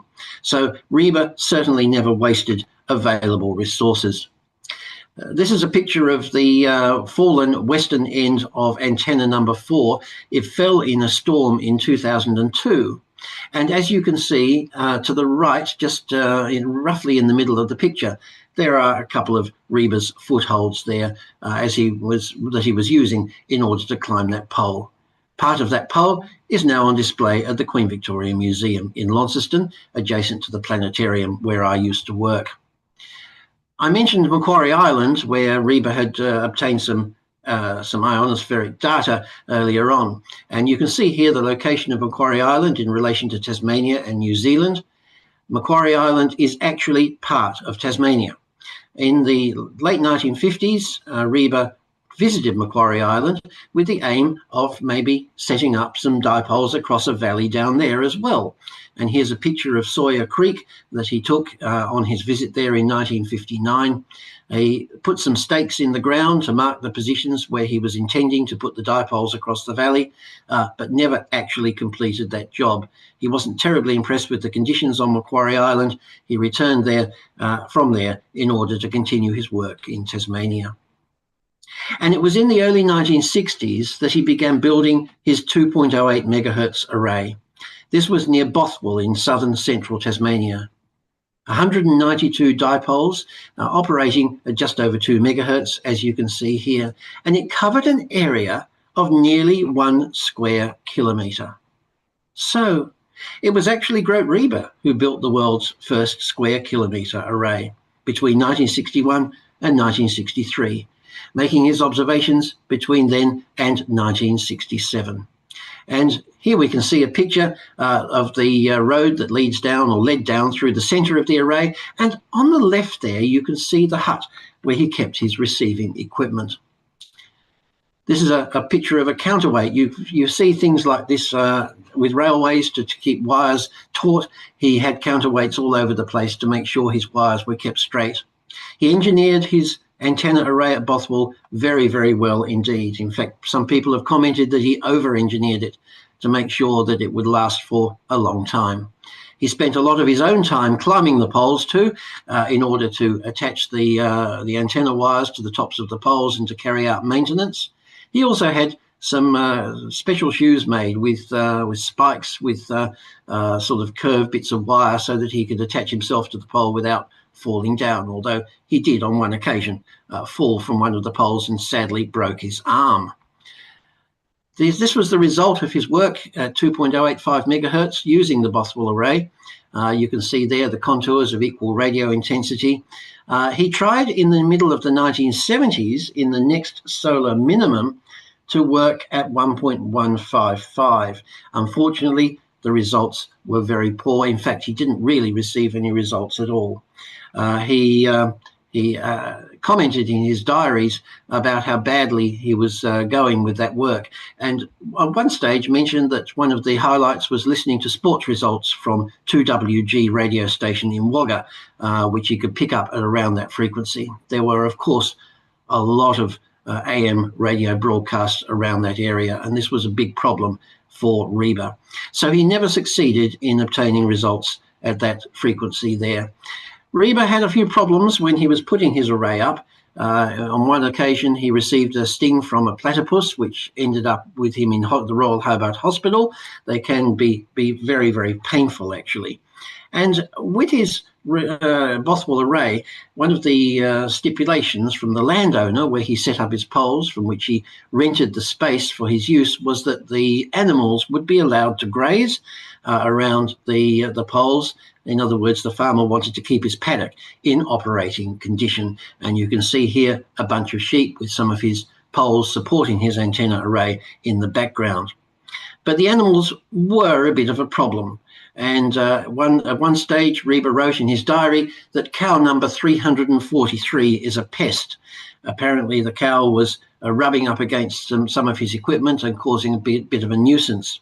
That was in 1975.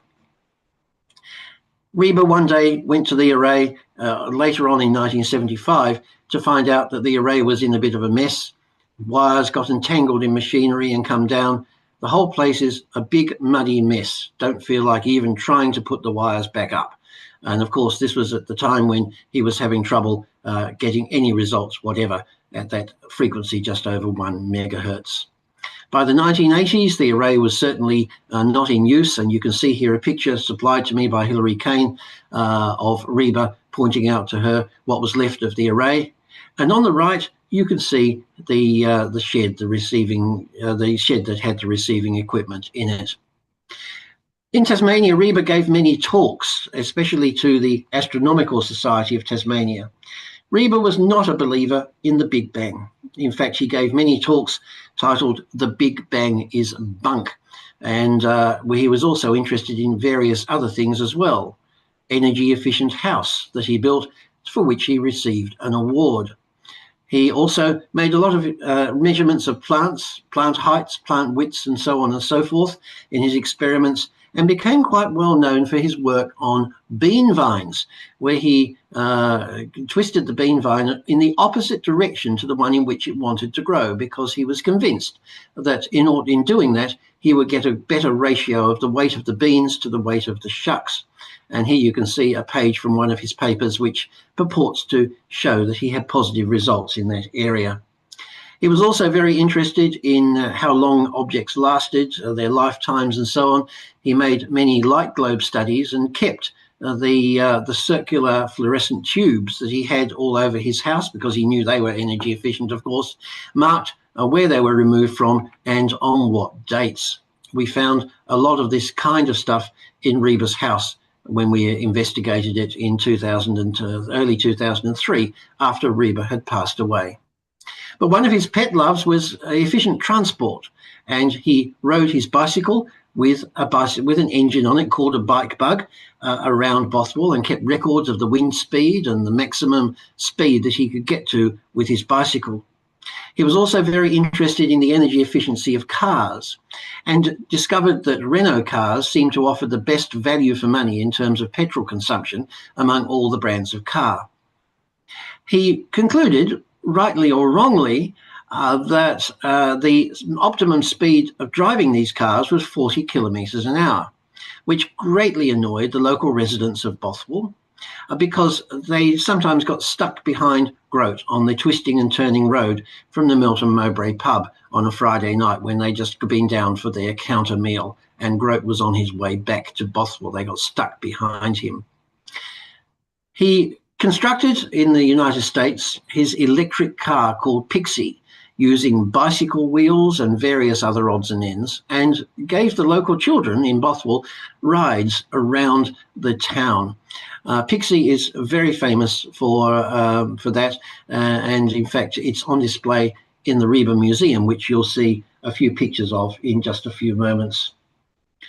This is Reber's last birthday party. He had a very, very close friend who lived in Hobart, who hosted him for his birthday every year.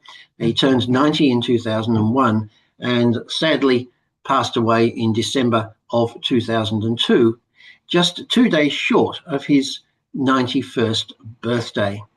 So there we have Reber at his last birthday party when he was 90 years old. My colleague, Dr. David Jauncey, and I were asked by the executor of his estate to go through the contents of his house and catalogue them. There was a lot that we found there. Reber had kept a lot of radio equipment, all sorts of odds and ends in boxes, with writing on the outside as to what was in the boxes and so on. We found a lot of his notes, often circuit diagrams written on the back of bank statements to save paper. His house was really a treasure trove of the history of what Grote had done in Tasmania. We had it all boxed up. Anything that wasn't boxed up, we boxed up, and that was transported to the Queen Victoria Museum, where I used to work, where we had an archivist do a complete catalogue of the contents of Grote's house before it was eventually moved to its final resting place, which we will see in just a moment. You'll see here a general picture of Grote's house with his water tanks, his cars, and so on. And on the left, you can see a shed, which was in fact the receiving shed for the array. He had it moved there when the array was no longer in use. Reber never wasted a thing, so he had it brought there and put on foundations around 1984. We didn't realise that that was the case at first, and when we did, we organised with the people who had purchased Grote's house in order to get the shed taken away and moved into the Grote Reber Museum. And here we can see the shed on the back of a truck as it was moved from Bothwell to near Hobart in October 2004. It managed to make the journey with only a couple of minor incidents, including the loss of one give way sign that the shed collided with along the way. And here we can see the Reber Museum, which is near Hobart at Mount Pleasant, at the site of the university's Radio Astronomy Observatory, where they have their 26-metre reflector. It was opened in 2008. We had a model of Grote's original radio telescope from Wheaton, Illinois, built as part of the exhibits. And right up at the back, you will see a yellow wall. That is actually the wall of Grote's receiving shed. Inside there, we put on display Grote's Pixie, his car, and there's even a mannequin of Grote operating his radio equipment inside there as well. If you haven't been there before, I hope that someday you get a chance to visit the Grote Reber Museum. So there we are. In a nutshell, that's the story of Grote Reber, the world's first radio astronomer, and his life in Tasmania. I'm quite happy to take questions by email, and you can jot down my email address on this slide if you would like to do so. Thank you very much for having me this afternoon. Thank you very much, Martin. I really learned quite a bit about Grote Reber. I did hear him once talk about his cosmology, but I'm afraid I couldn't make much sense of it. We have 2.5 minutes. There's a question from Tona. By working in Tasmania, was Reber fairly isolated? Where was his funding? Where was his funding from? Did the University of Tasmania help him, or did the federal government help him? No, basically, although he maintained an association with the University of Tasmania and for a time, of course, with Graham Ellis, his funding was separate. He was funded by the Research Corporation in the United States over a very long period of time. He also had his own funds, but basically the Research Corporation were his source of funding. In the earlier years in the United States, he had a few jobs as well. So he was able to survive on that sort of income as well. But in terms of isolation, Nick, you were mentioning that, or Tona was, I'm sorry. He was very much a loner in many ways. Even though the University of Tasmania were also doing a lot of low-frequency radio astronomy, and that's a completely different story, although it's related to what Reber was doing. Reber went it alone, and certainly after his association with Ellis in 1955, his work at Kempton and at Bothwell really was by himself with local people that he hired to help him build things and so on. But it's also said that really his association with Graham Ellis was also something that started off the long period of low-frequency radio astronomy in Tasmania, where the university built antenna arrays near Hobart Airport, at Richmond and at Penna. So Reber played a big role in that future. All right, thanks, Martin. Ron, we have 30 seconds. Do you have a question? Well, I was going to make a comment. I'll do it in 30 seconds. There are so many Grote Reber stories, of course, that we can't possibly discuss them all. But on the Big Banger's bunk, when I invited Grote Reber to CSIRO Radio Physics to talk about his version of the history of radio astronomy, which was a fascinating topic, with a wry smile, he instead gave a talk on why the Big Bang is bunk, to the annoyance of all the staff that were present. He had some very unusual ideas. And the concept, since other people said I was wrong in the past and I wasn't, I'm probably not wrong this time either. All right. Thank you very much, Ron. And thank you very much for your talk, Martin. Thank you. Our next talk is by Duane Hamacher on Indigenous astronomy, history, challenges, and what we have learned. Duane is an associate professor of cultural astronomy in the School of Physics and director of cultural and Indigenous astronomy program at the University of Melbourne. Duane. Thank you, Nick. Can you see my regular screen, or do you see the yes? You see yes. regular. Excellent. Thank you so much. So thanks. No, we don't. We see. Yeah, that's no. We see the presenter view. All right. Well, eventually we'll get there, won't we? Yeah. We've been doing this for years now.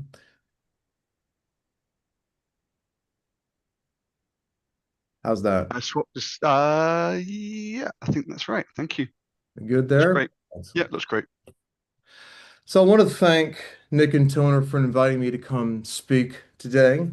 I'm really excited to be talking about this because it's a topic that I think our community in particular really needs to address and learn a bit more about.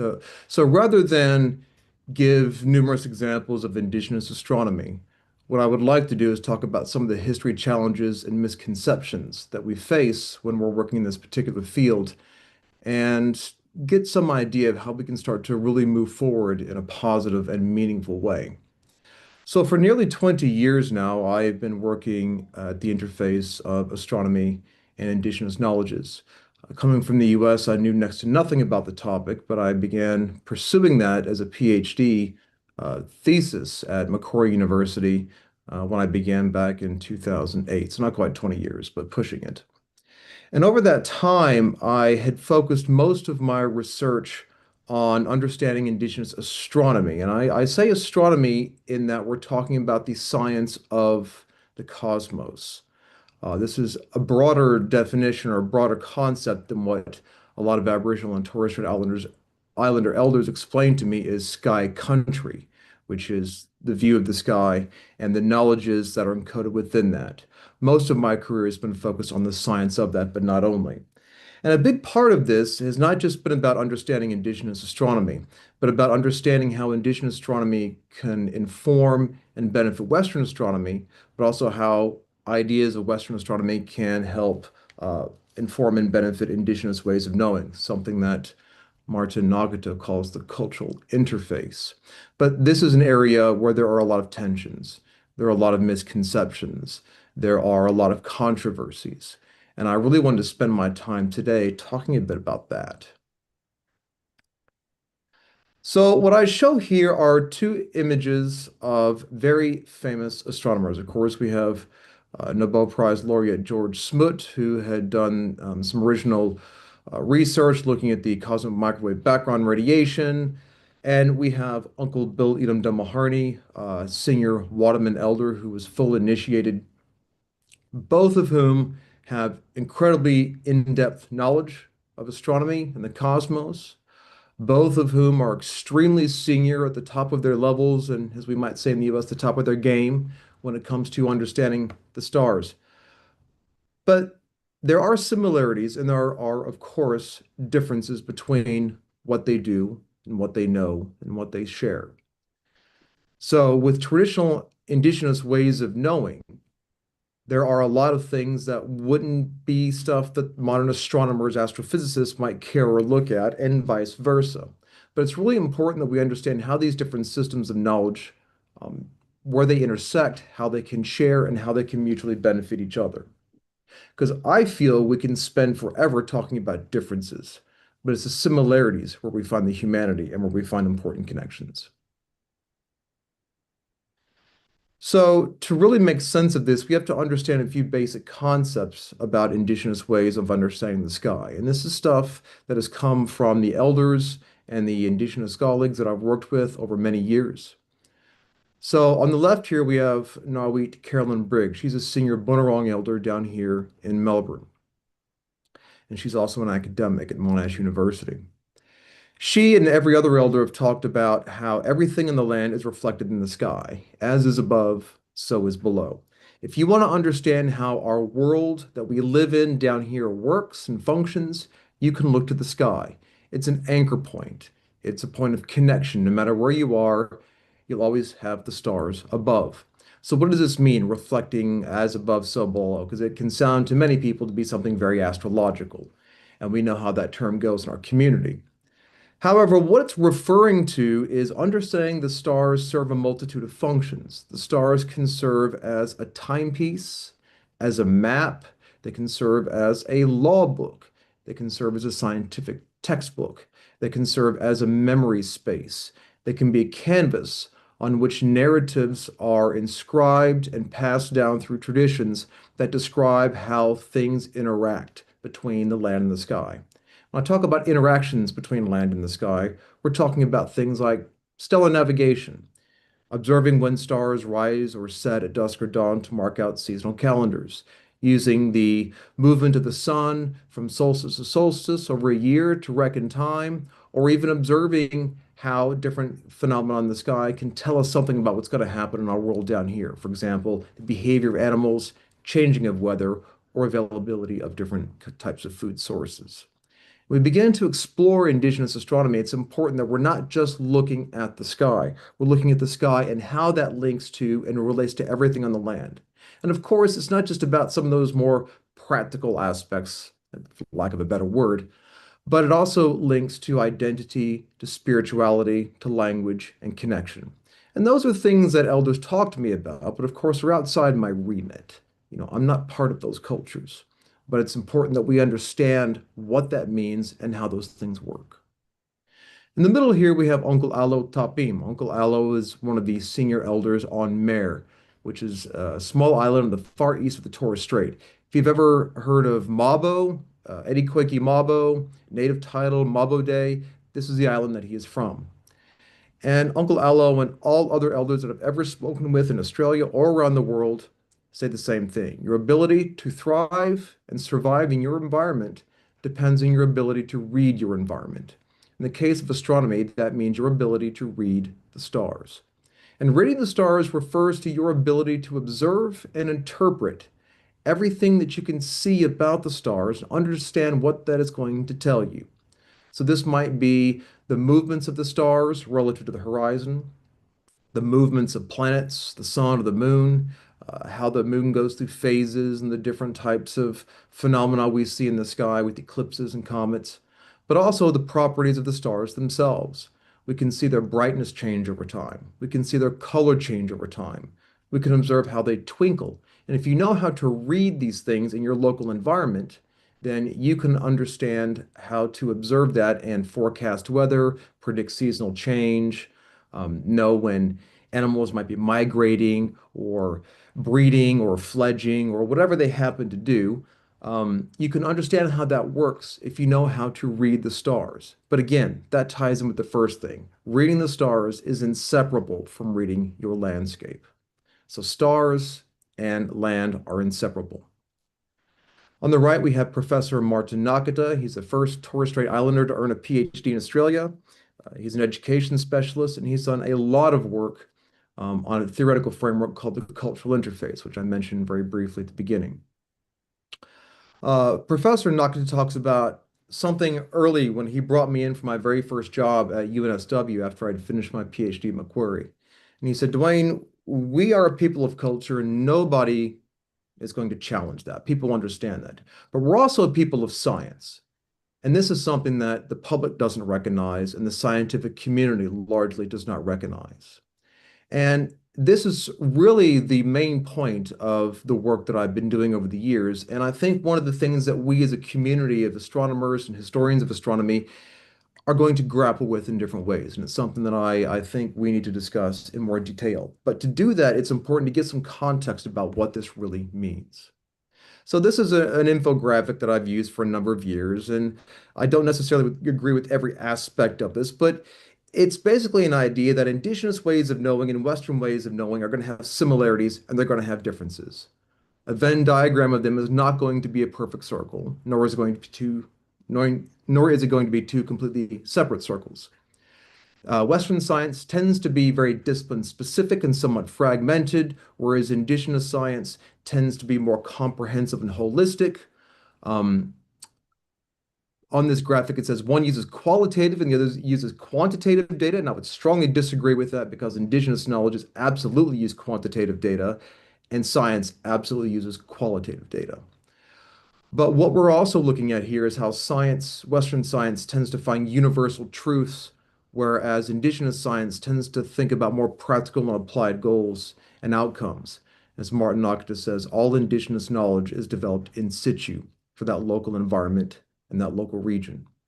But both explain complex systems, both seek to understand the physical world.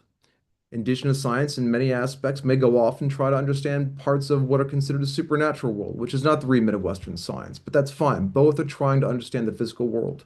Both are based on observation and deduction through logical, inductive, and deductive reasoning.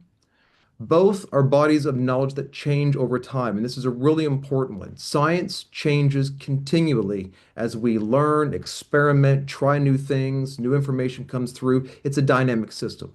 And Indigenous knowledges are exactly the same. They are not static in time, they do change. And both are verified through repetition and through experimentation. Those experiments are often done in very different ways. Maybe different questions are being asked, different applications, different processes. But at the foundation, that's where they intersect, and that's where they're similar. So how can science be embedded in Indigenous knowledge? Well, I spoke about how Indigenous knowledge can incorporate a lot of things that might not be considered science. So look, I'll just give one very brief example. And this is a traditional story from Northeast Arnhem Land. And there's different variants of this story, but the main theme of the story describes two brothers who were very fond of fishing in a canoe out at sea.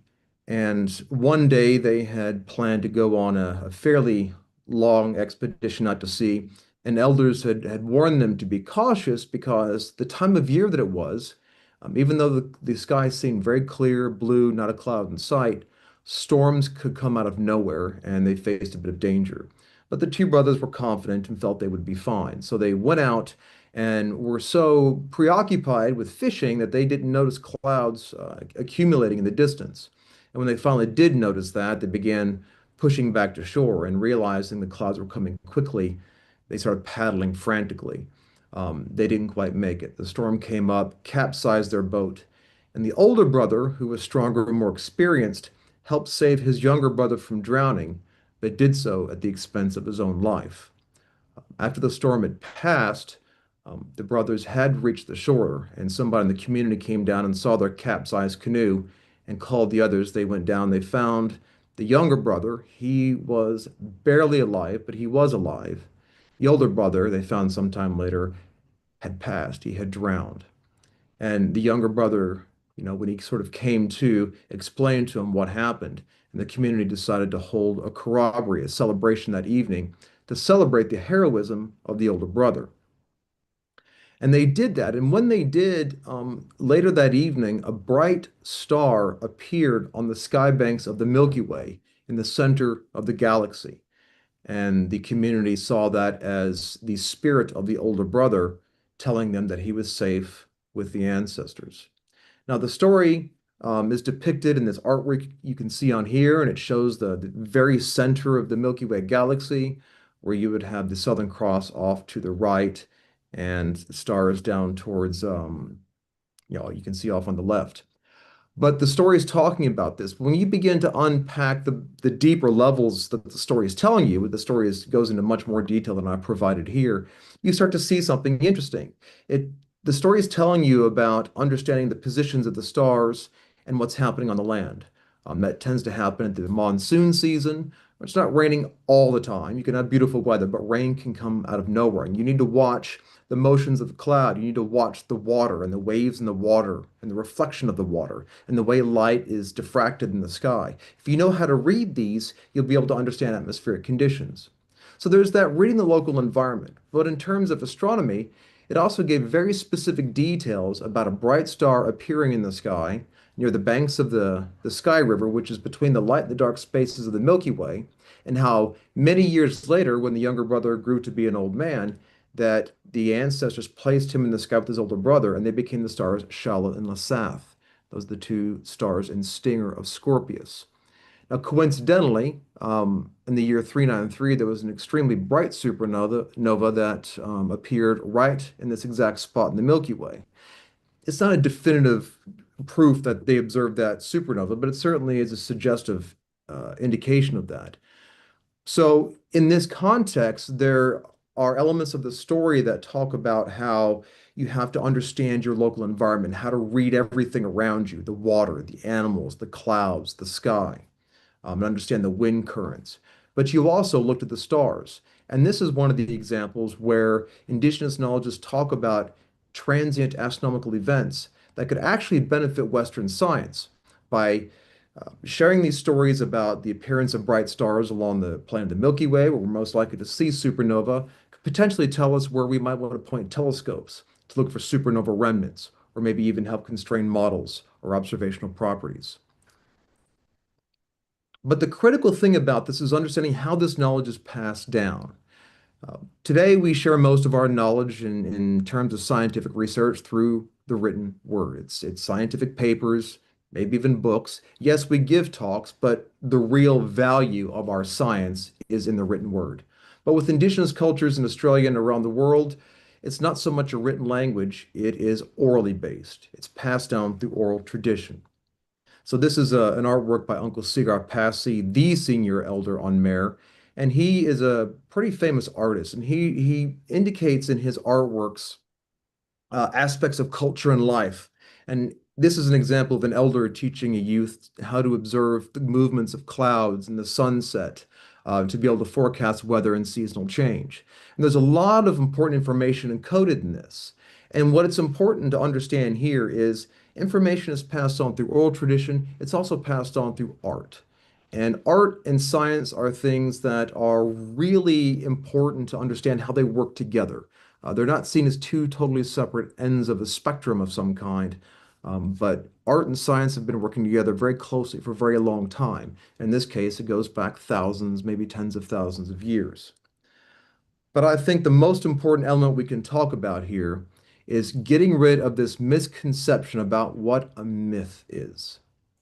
Now, over the years that I've been working in this particular space, I personally have not caught too much flack from anybody about the work that I do, except when it comes to the amateur astronomy community. I'm not sure exactly for the reasons behind this, but I have been accused numerous times of trying to teach myth as science. And teaching myth as science, to me, makes no sense whatsoever. Saying you're teaching myth as science is like say you're teaching a book as science. Can you teach a book as science? The question makes no sense because a book isn't science. It can contain science, but it's a method of transmitting knowledge. Myth or mythology is a study of spoken stories. That's what myth means, spoken stories. In this case, myth is not the knowledge itself, it's a medium through which knowledge is transmitted. And myth is mnemonic. It's a way of being able to take lots of information, create a narrative out of that, a storyline that can tell you about science, can tell you about culture, it can tell you about our interactions with each other, and it's used to be something that we can remember, that we can commit to memory. So in this context, myth is not separate from science. It's simply a mode of transmitting information, which can include science. It may not include science. But one thing that anybody who's gone through training in science communication has been told, the best way to communicate science is to have a story. You have to tell a story. And that is exactly how mythology works. Now, for many years, I hated the term mythology, didn't want to use it. I only used oral tradition. I was very adamant about just getting rid of that word. But I've kind of come full circle, and now I want us to reclaim that word because I'm so upset about the way that it's being misrepresented. But what's important to understand about myth is that it contains valuable, important information about the world around us and how it works. And when you ask the elders about this, they'll say, look, our elders were pragmatic old buggers. We wouldn't have survived if they weren't. If the information we were passing on made no sense or was mythical in the way people today tend to think about it, it would have no application. People would die if they didn't have the right information. But these stories, these songs, these narratives, these artworks serve as a medium for transmitting complex layers of knowledge that are going to include science, but not exclusively. So it's really important that we understand that. It's important as a community that when we learn about Aboriginal or Torres Strait Islander knowledges that might be encoded in a story or a song or a dance or an artwork, that they're not dismissed and said, oh, well, this is just mythology. We don't really care about that. The narratives are going to incorporate superhuman feats of strength, what we might think of as mythical animals, humans flying, going to the stars and beyond. Not so much as whether people thought that was something that literally happened or didn't. That question didn't make sense, but it was memorable. It has to be something that's going to be committed to memory and can be passed on over long periods of time. So I really wanted to focus on that and just sort of highlight, as a final note in my last 30 seconds, that there's oftentimes a misconception that science and culture are somehow separated. That what we do is we're trying to understand the physical structure and mechanics of the universe, and quantum mechanics doesn't care about culture. The way the galaxies move or the universe expands or doesn't expand doesn't care about culture. But the reality is the way that we do science is influenced heavily by culture. How we do everything is guided by our cultural understandings. Tono talked about reflexivity and positionality. When we start to understand what positionality and reflexivity are, we can really understand how culture and bias can influence science, what kinds of science we do, and how that can be interpreted. So as a community, on a final note, it's important that we understand our human connection to our research and how we communicate our research, because that's going to help us understand a bit better how Indigenous cultures do that and how these two worlds can come together and work for a mutually beneficial future. Thank you. Thank you very much, Duane. That was, again, most interesting and informative. I've heard you give talks quite a number of times, and I learned every time I learned something new. So thank you very much. We have 2.5 minutes to fill in. One thing that you might, if you could talk about very briefly, is how to predict the weather from the twinkling of stars. I mean, that's something you mentioned, and that, it seems, can be done. Yes, thanks, Nick. So one thing that I had learned from elders, which was quite prevalent, is how your ability to observe the way the stars twinkle themselves can tell you about atmospheric conditions. So elders had worked out a few things that were really critical, is understanding that the speed of stellar scintillation corresponds to wind speed, that understanding other aspects that aren't technically scintillation, like the changing of color for stars as they twinkle, the sharpness of stars, maybe how clearly you can resolve them. Are they a little bit fuzzy? Are they very clear? In some parts of the world, they'll even appear to almost have tails, and those help you gauge wind direction. But also you have to look at things around you. What's happening with the animals and the plants and the wind? Do you feel temperature changes? Do you see certain kinds of butterflies fluttering about? Is there a ring around the moon? If you understand how to observe all these different elements of the environment around you, they can tell you about weather forecasting and seasonal change.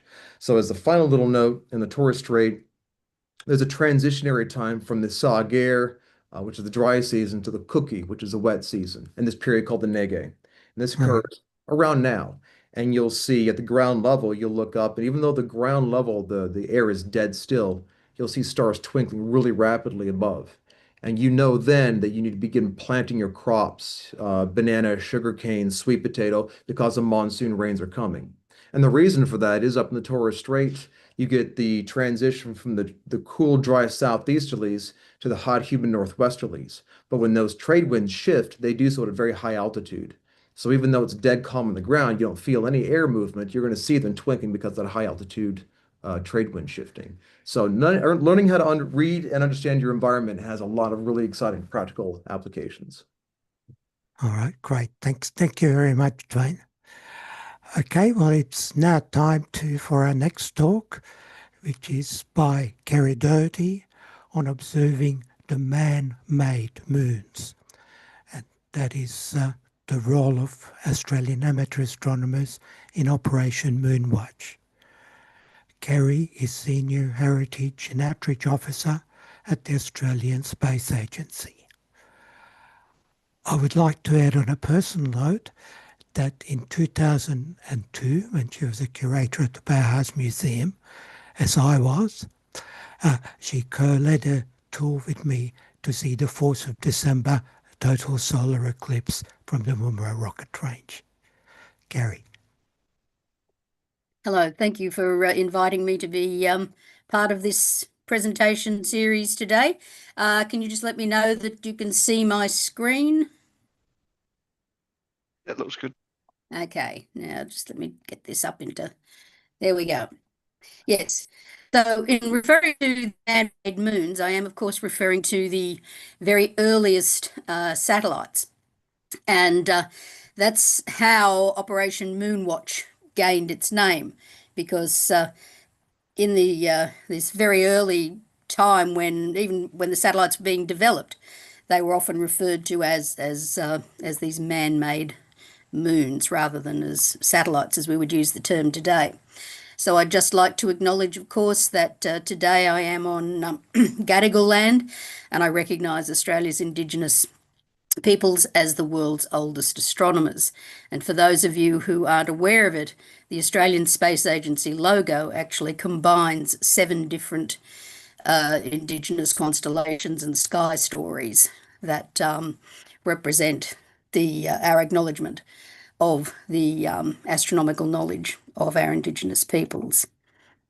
Now, our story today actually begins with the International Geophysical Year. Some of you probably remember this or will be aware of it, that it was a united program or an effort of global scientists to actually make a thorough study of the planet Earth, but also Earth's relationship to the space environment.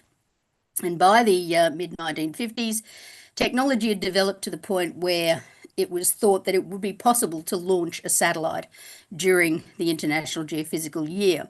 And both the United States and the Soviet Union announced in the middle of 1955 that that's what they would attempt to do.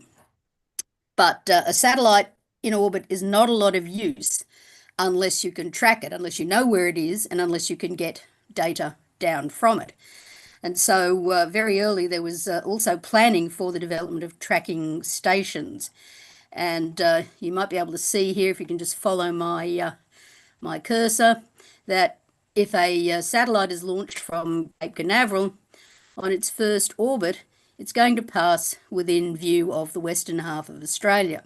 Now this meant that putting some kind of tracking facility in Australia would be a good way to find out if that satellite was correctly in orbit. The Naval Research Laboratory that was developing America's first satellite, which was called Vanguard, or was planned to be the first satellite, they developed a radio interferometry system called Minitrack. And they actually realised that probably the best place to locate it would be on the Woomera rocket range, because there was already a concentration of the kinds of people with the skills and experience in tracking short-range missiles to be able to handle a tracking facility located there and service that facility. So the Minitrack system was set up just outside the Woomera township. But alongside this radio interferometry system, Professor Fred Whipple, who was the head of the Smithsonian Astrophysical Observatory, thought that they should also develop an optical system, because if a satellite is not transmitting, but you can optically track it, at least you'll still be able to follow its path in the sky and learn whatever data you might be able to obtain from things like the perturbations of the orbit. So he gained funding through the International Geophysical Year to develop what was called a Baker-Nunn telescope camera. This was based on the principle of the Schmidt telescope, which of course we've heard a bit about earlier. And they were designed initially, you might see on the map here, there's more here because this is actually a map from the late 60s, but initially there were 14 of these cameras going scattered around the world, and they would take images of the sky such that the fixed stars would appear as these streaks, and the satellites themselves, you can just see them pinpointed on these two Baker-Nunn images, would appear as single points. And from this data of looking at the background of fixed stars, you could very precisely determine the orbit of the satellite. And that's all well and good, except the Baker-Nunn cameras had a very narrow field of view, and the satellite the Americans were planning was going to be very faint. It would just barely be at the limit of naked eye visibility. And in fact, it was thought that trying to spot one would be like trying to spot a golf ball being thrown out of a jet aircraft. So it was going to be a difficult task for the telescopes to actually initially find the satellite.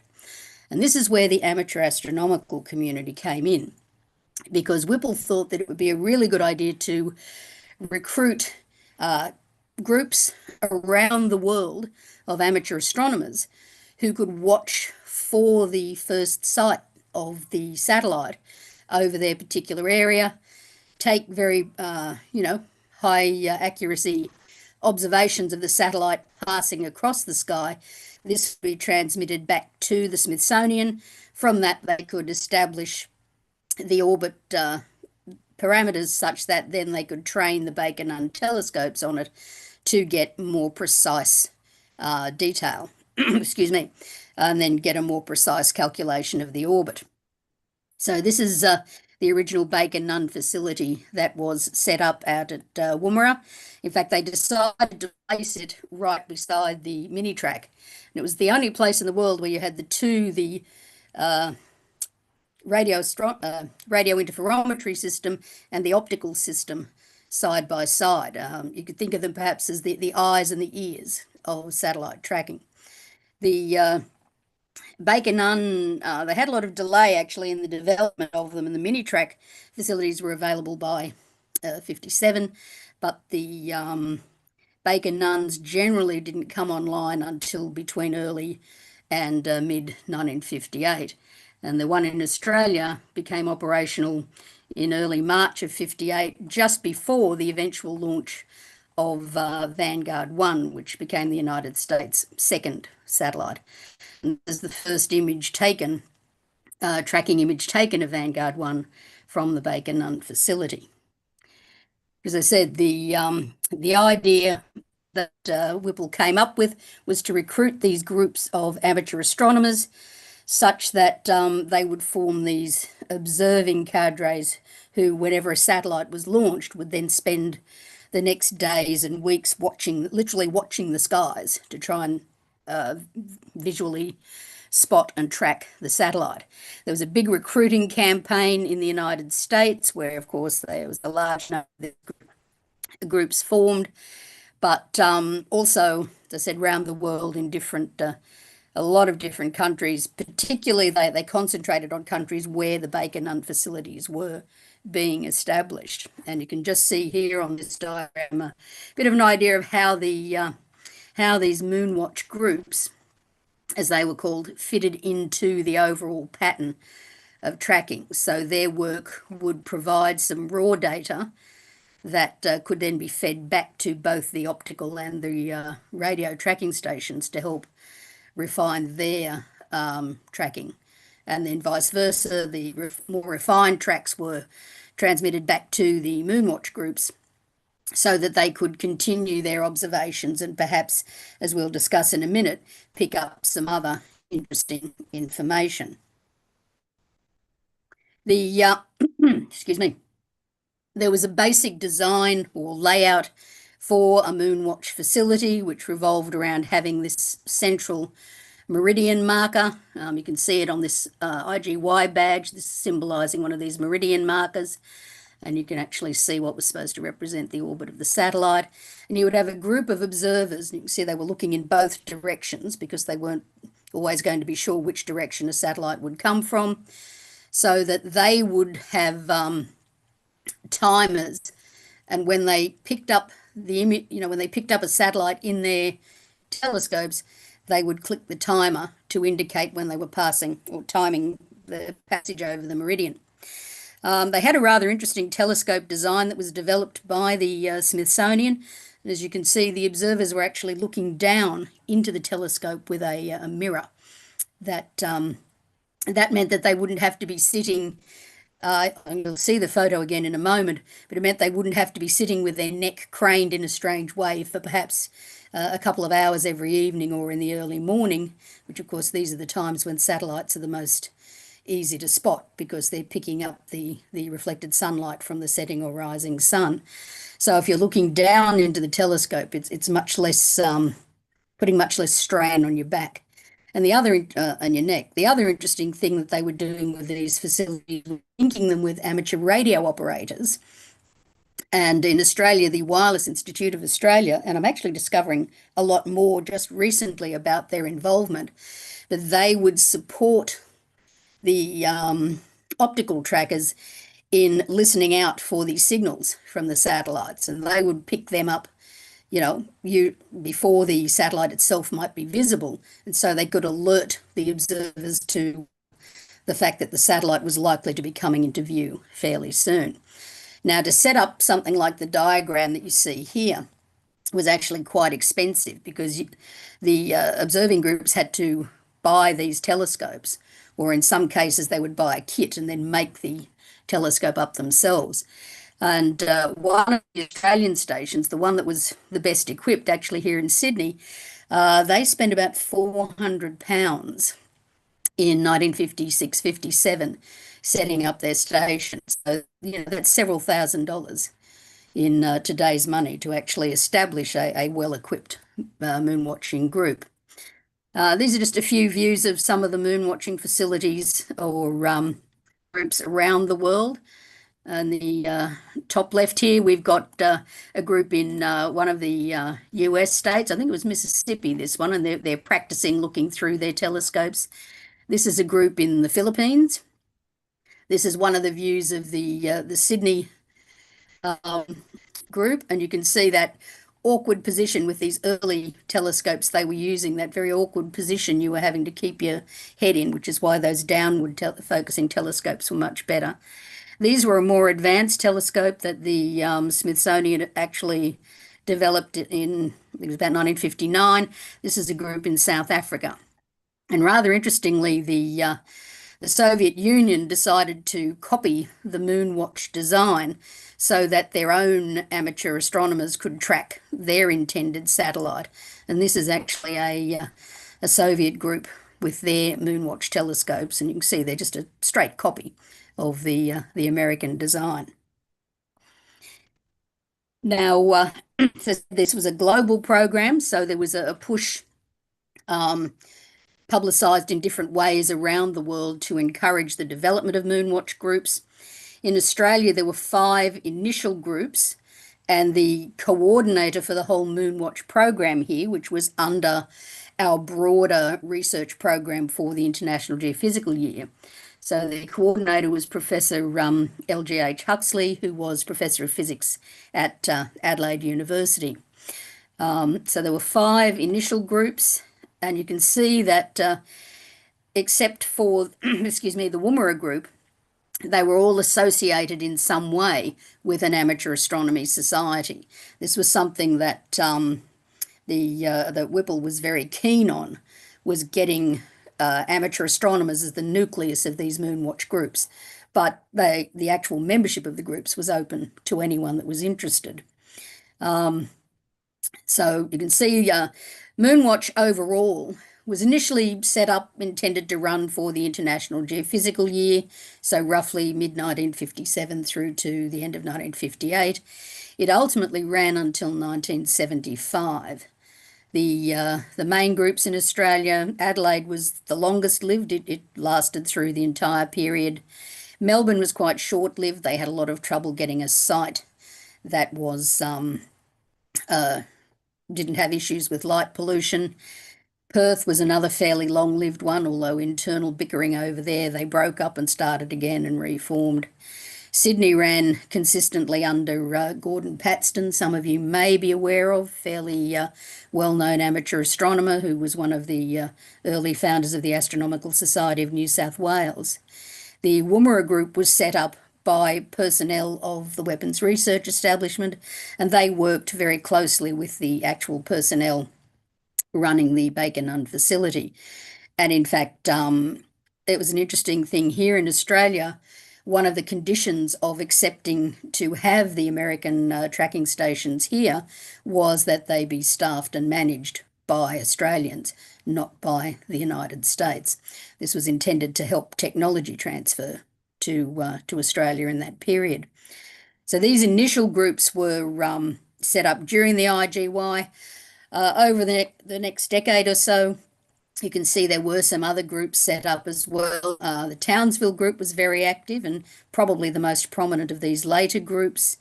The Morwell group, I'm still doing a bit of research on. It may have been an attempt by the Melbourne group to re-establish themselves outside of the city where they could get better observing conditions.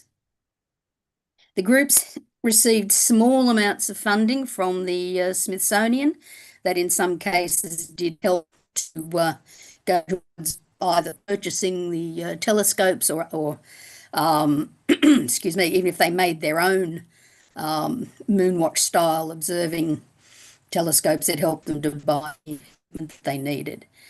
These are some views from the Sydney facility, which was based out at Belfield.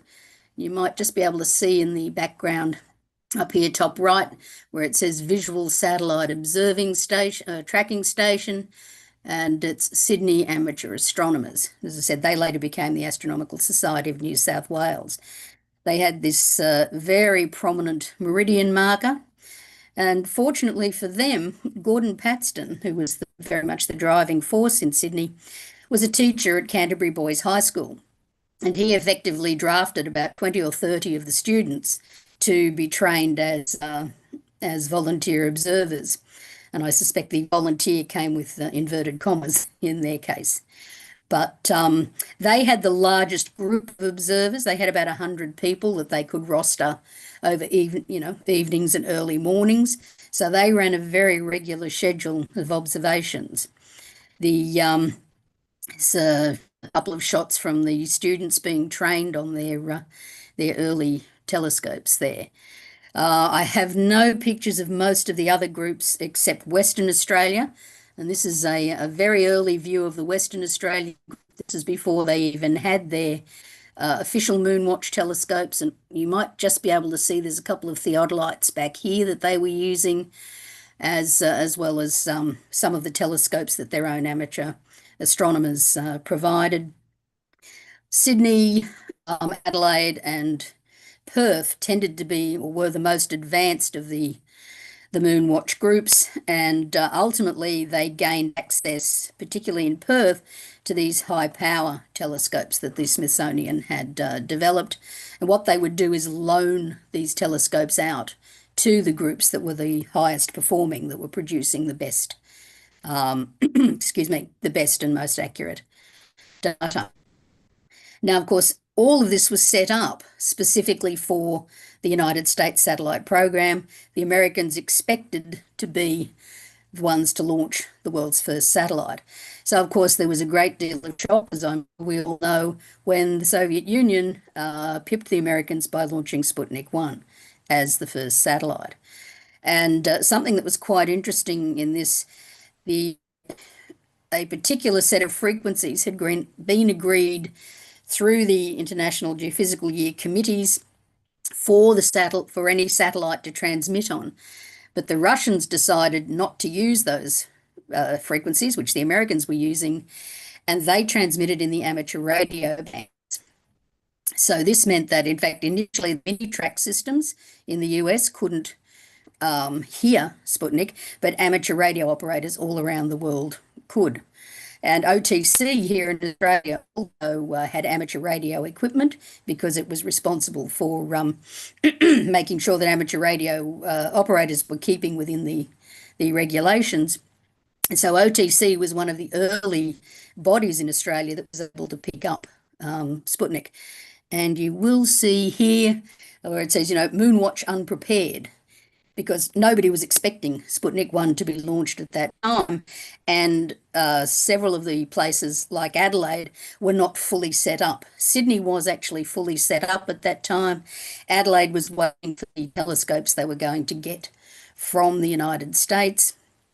Mount Stromlo Observatory, in the first week that Sputnik was in orbit, was able to capture an image of the satellite in orbit, and that was one of the earliest pictures of Sputnik that was able to be obtained. As I mentioned, the groups here in Australia were actually recognised as being among the best around the world for the accuracy of their data. And in fact, Woomera and Sydney actually were the first Moonwatch groups to make observations of Sputnik 1. That was partly a weather-related issue, but they were the first of the Moonwatch programs to be able to do it. Perth was very lucky to be able to get some of the first observations of Sputnik 2, outside the USSR. They did a number of interesting observations over the first 5 to 7 years of Moonwatch. This included things like the first observation of Echo 1, and all of these groups were given recognition awards from the Smithsonian for the work that they were doing. The photograph you can see here is actually one that the Perth group took. One of the amateur astronomers at Perth took this early photograph of Sputnik 1. I think it was about 10 days or 2 weeks after it was launched. So after the Stromlo photo, but nonetheless a very early image of the satellite crossing the sky. And so the Australian groups very quickly got a good reputation, so that the Smithsonian ultimately developed a set of categories for the stations. They had Prime A, Prime B, Standard and Reserve. And except for Melbourne, in fact, all the other stations received the Prime A designation. And a lot of what they started to do, as there were more satellites being launched and the tracking, particularly the radio tracking of the satellites, improved, one of the things that they started to do was to utilise the Moonwatch groups for things like looking for lost satellites, so satellites that might have gone dead and perhaps the Baker-Nunn cameras had lost track of them. Sorry, Kerrie, you have 2 minutes. I'm just about to finish. So that's fine, because I'm just about to finish. And they would do things like looking for the lost satellites, or sometimes a satellite that would be picked up by a Baker-Nunn camera, but it wasn't recognised as being a satellite that people knew were in orbit. And so there was some interesting work that was done on identifying things like a mystery satellite that turned out to be the recovery capsule from Discovery 5 that was actually launched into a higher orbit instead of being sent on a re-entry trajectory back to Earth. And so there was such a lot of work going on in the late 50s and early 60s with the satellite tracking that the Weapons Research Establishment actually developed what they called the Satellite Centre, and this was designed to support the sharing of data back and forth between the Mini-Track, the Baker Nunn, and the Moonwatch groups. So I said very, very active work that Australia was closely involved with. It was also looking at things like the re-entries, and in a couple of cases, not here in Australia as it happened in the US, some of the watch groups were able to observe re-entries that they could then recover pieces from. They actually found bits of the satellite back on the ground following their re-entries. So that's a very, very quick view of the role of the amateur astronomers of the Moonwatch groups in tracking the first satellites. And thank you. Thank you very much, Kerrie. That was most informative. I did know a little bit about the Moonwatch project. I remember seeing it at Belfield Observatory at an open night at Belfield Observatory, seeing their Moonwatch telescopes, and I remember being very impressed. And this was back in the 1960s. Another very brief comment is that when the photograph first photograph of Sputnik 1 was taken from Stromlo, on the photograph that was produced, there was a sort of a zigzag. You could see the line of the as the satellite moved, but then there was a bit of a zigzag, and that turned out to be because the astronomer who was taking the image was so excited that when he sort of pulled out the when he exposed the plate, he moved it and shook it. Well, that was actually Bart Bock who apparently took the image himself. Right. Okay. So even Bart was excited. He was very excited about Sputnik. There's some great comments from him in the newspapers of the day, saying how important it was to to scientific endeavour to have the satellite in orbit. I'm just seeing some of those comments pop up in relation to people who know something about Moonwatch groups, and I'm going to be in touch with you guys, because if you've got pictures and that, I am really interested in getting more images from the different groups here in Australia. All right, great. Thank you very much, Kerrie. Okay, now we have our final talk. It's the last talk, but not the least. And it's a talk on the Narrabri Stellar Intensity Interferometer by Stephanie Rossini-Bryson. Stephanie is a PhD student at the University of Sydney, researching the next generation of interferometers. She's also a guide or a host at Sydney Observatory. Stephanie is currently in Germany, and to give this talk, she's very kindly risen early to be able to talk to us. Stephanie. Thank you so much. Okay, I'll share my slides. Hopefully you can see the slides and not my presenter view. Confirming you can. Yep. Lovely. Okay, so thank you so much for the lovely introduction. Good morning from me, but good afternoon for all of you. So yes, I'm Stephanie. I'm a PhD student at the University of Sydney, but also a host at Sydney Observatory. And today I'm going to be talking to you about the story of the Narrabri Stellar Intensity Interferometer. Now, hopefully you've heard of Narrabri. It's a place in New South Wales, and it's nearby Siding Springs Observatory and Parkes Radio Telescope. But maybe you haven't heard of the Stellar Intensity Interferometer, and hopefully you'll know quite a bit more about it by the end of this talk. And I decided to give this talk because it's a colourful tale and one of extraordinary engineering, and it's about how astronomers wanted to know just how big stars are, and how they came up with a new technique of doing this, and they built this tool on the plains of Narrabri.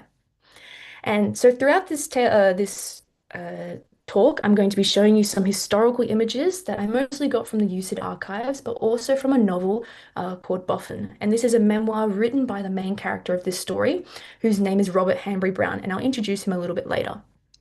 But to really appreciate the story, it starts with Galileo Galilei. So Galileo was interested in answering an ancient question in optical astronomy, which is how big are stars? And he attempted to answer this by hanging a fine silk cord vertically, and he measured the distance that he had to stand away from the cord until the star Vega was blocked by the cord, and this is in the early 17th century. Now, knowing the width of the cord, he was able to measure the angular diameter of this star, and he estimated it to be about 5 arc seconds. Nowadays, we have very accurate measurements of the angular diameter of the star Vega, and we can say that he overestimated this by about 1,000 times. And his method was very clever. It's just he wasn't measuring the size of the star. He was measuring the atmospheric blurring of it. So stars twinkle because as the starlight enters the Earth's atmosphere, it's a turbulent medium, and so it blurs out the starlight, and that's what he was measuring instead. And it wasn't until about 300 years after Galileo that the next person made a serious attempt to measure star sizes, and this was Albert A. Michelson. Now, this is the same Michelson, famous for the Michelson-Morley experiment, and well, he and a colleague, Francis Peace, went to Mount Wilson Observatory in California, and this is a still active observatory, and it houses the 100-inch telescope, which you see on the right. Now, on this telescope, they built a 20-foot interferometer, and they use a technique of amplitude interferometry. So I apologize, I'm going to get a little bit technical now, just in case you're interested in learning about what amplitude interferometry is. But basically, you look at the same star through 2 mirrors, and then you recombine that light later on. So starlight, it's waves, so you can recombine it, and it creates interference patterns, which you see in the bottom. So just like ripples in a pond, when 2 ripples get close, the peaks and the troughs combine to make new peaks and troughs. And Michelson did this in a very clever way, so that when he brought the starlight together, depending on how separated the original 2 mirrors are, that told you the size of the star. So what I mean is you would start with close mirrors, and that would be measuring the largest angular size. And if you had a small star, you would get high contrast fringes, so the bottom left. So you have bright peaks and dark troughs. Now, as you start to separate the 2 mirrors, those fringes wash out, and the point at which they're gone entirely gives you the star's size. So this it worked in 1920. They were able to make the first accurate measurement of the angular diameter of a star, and that was the star Betelgeuse, which is 900 times the size of the sun. It's a very large star, and it was an incredible achievement, but they weren't able to do this for more than 6 stars, and those 6 stars, they were all large stars. None of them were main sequence. And the reason they encountered problems, well, there were 2 main problems. First of all, well, stars look pretty small. And as I said, to look closer to a star, you have to move those mirrors further apart. But this technique of amplitude interferometry requires extreme mechanical precision. So you had to align those mirrors to within the width of a human hair, and these mirrors could be meters apart. But the other thing, which I already mentioned, is that the atmosphere distorts starlight. It blurs it out. This is the thing that Galileo encountered. And so now any attempt to measure the sizes of stars optically came to a standstill. And so I want you to keep this slide in the back of your mind. It'll come back, but now I'm going to introduce you to our main character of the story, Robert Hanbury Brown. So Brown, who I'll be calling him by Brown from now on, he was born in 1916 in India, and he was originally one of the pioneers of radar, and he worked in great secrecy during World War II. But after World War II, he kind of fell into radio astronomy, not knowing any astronomy up until then, but he knew a lot about electronics, and that's what mattered. And he got a job at Jodrell Bank, which is in the UK, in 1949 in radio astronomy. And there came a point in his career where he was wrapped in this idea of measuring the sizes of the 2 brightest radio sources, which are Cassiopeia and Cygnus. And he knew, well, to measure their sizes, I can just build an interferometer. Now, radio interferometry is a bit easier than optical interferometry because the wavelengths are now longer, so your mechanical limits can be a little bit more sloppy, but also that atmospheric blurring isn't so much of a problem. Okay, so he thought, well, if these 2 bright radio sources were the sizes of galaxies, then my radio receivers could be lovely and close and then easy to measure. But what kept him up at night was, what if they were the sizes of stars? Then those radio receivers would have to be thousands of kilometers apart, and we were hitting the limits of technology. So Robert thought, and I quote from his book, "If the radiation from a discrete source in the sky is picked up at two different places on the Earth, is there anything else besides phase and amplitude of the signals which we can compare to find the mutual coherence?" Now, I didn't quite get that the first time reading it. So to save you a little bit of thought, to rephrase, is there any easier way? Is there any other way that we can measure the sizes of stars without needing to preserve the original characteristics of the light to such a fine degree? And the answer is yes, there is another way. And he thought of the idea of intensity interferometry. So with this concept, instead of trying to recombine the light to get fringes, what if instead you just look at the amount of light from two different parts of the Earth? So the flux of it, or the intensity of it, and despite the scintillation, despite the errors, do you think that maybe this noisy signal could be correlated in any way?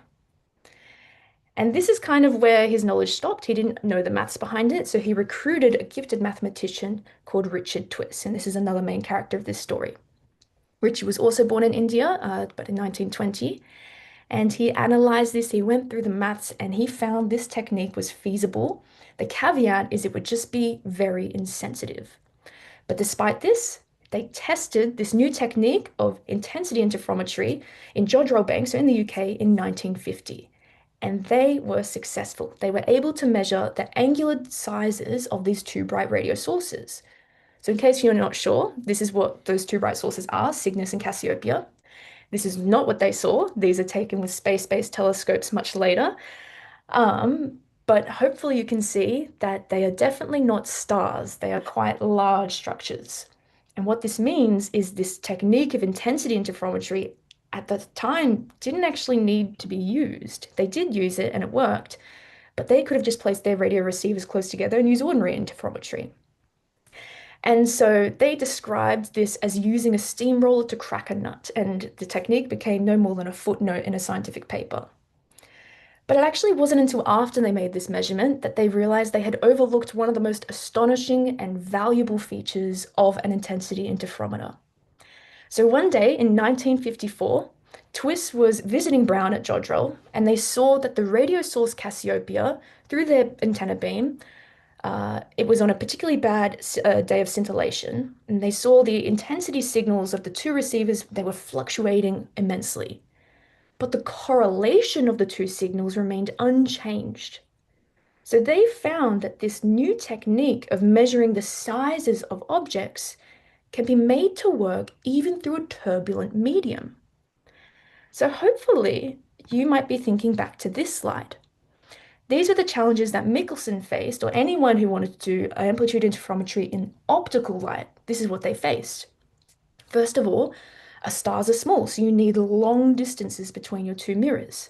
But this technique of intensity interferometry, at least in the radio at this time, it didn't matter how far you had to place it, because that was why the idea of intensity interferometry was birthed. But the other problem with amplitude interferometry was that your atmosphere distorts starlight. But they just found that, again, in the radio, the correlation remains unchanged despite being through a turbulent medium. So it looked like that these weren't challenges at all, and they thought maybe we can move this regime into the optical. But then they were faced with a third challenge, and that is criticism, and a lot of it. And that's because people were completely okay with thinking of radio as waves, and so this worked. Intensity interferometry just made sense. It wasn't really that much to think about. But in optical, everyone likes to think of light as photons. And so now with the technique of intensity interferometry, it would mean that the time of arrival of photons from two space detectors were correlated. And at first glance, that seems to violate quantum mechanics, because physicists insisted that photons are independent. They should not arrive in pairs. And people even made experiments to try to claim that Hambry, Brown, and Twiss were wrong. And there was actually a Caltech colloquium where Brown gave a talk, about this technique, and Richard Feynman jumped up and said it cannot work. But Brown had done some experiments and he responded, "Yes, I know. We were told so. We built it anyway, and it did work." So, what are some of these experiments? Well, they built a prototype of an intensity interferometer in the optical. And given that this was after World War II, there was a surplus of army searchlights, and this technique, intensity interferometry, doesn't really need precise optics. And so you could just take these big 1.5 meter mirrors left over from World War II, and they were your two telescopes.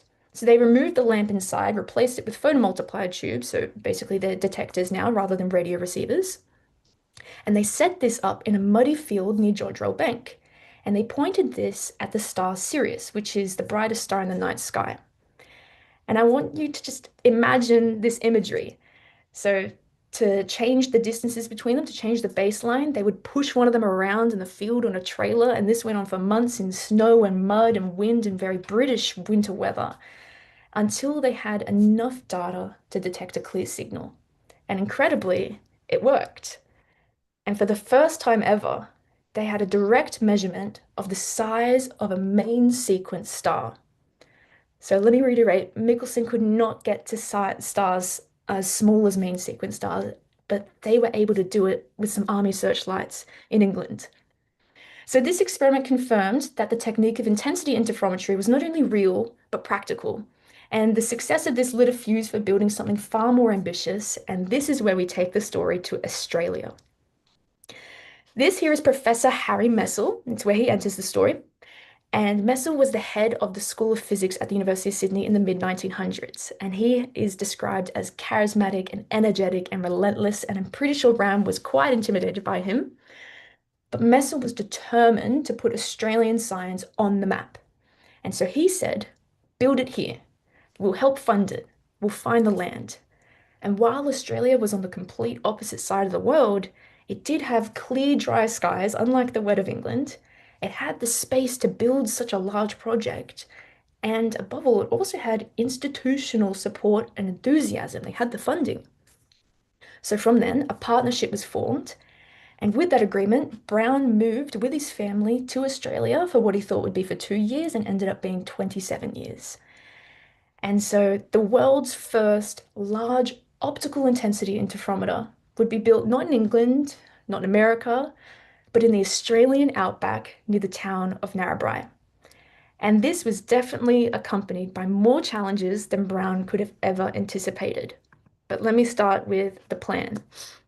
This is what the design was.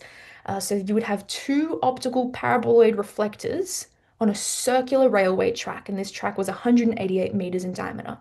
And just in case you're interested, the reason it was designed this way is because as the Earth rotated, the trucks that carried the reflectors would move around the track to keep the baseline, so the line connecting the two mirrors, perpendicular to the star. And then there was a cable that connected the two reflectors and went into the control room where the signals were analyzed for a correlation. And it was an incredible engineering feat, and this is what it ended up looking like.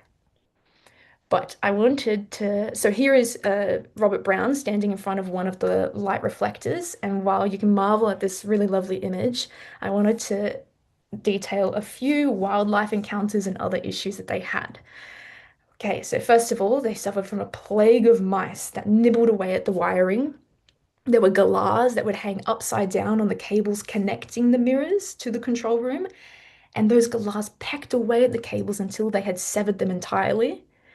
There were miners that were so fascinated with their reflection that they would peck away at the mirror until the surface was completely ruined. And my favorite was Brown said there were frogs everywhere. He didn't care much for the snakes, that he didn't mind them, but he hated frogs and they were everywhere. And he mentions in his book Boffin that one of his treasured memories of Richard Twiss, he said he was clad in a silk dressing gown, picking frogs out of the bathroom with ice tongs and throwing them out the front door disgustedly.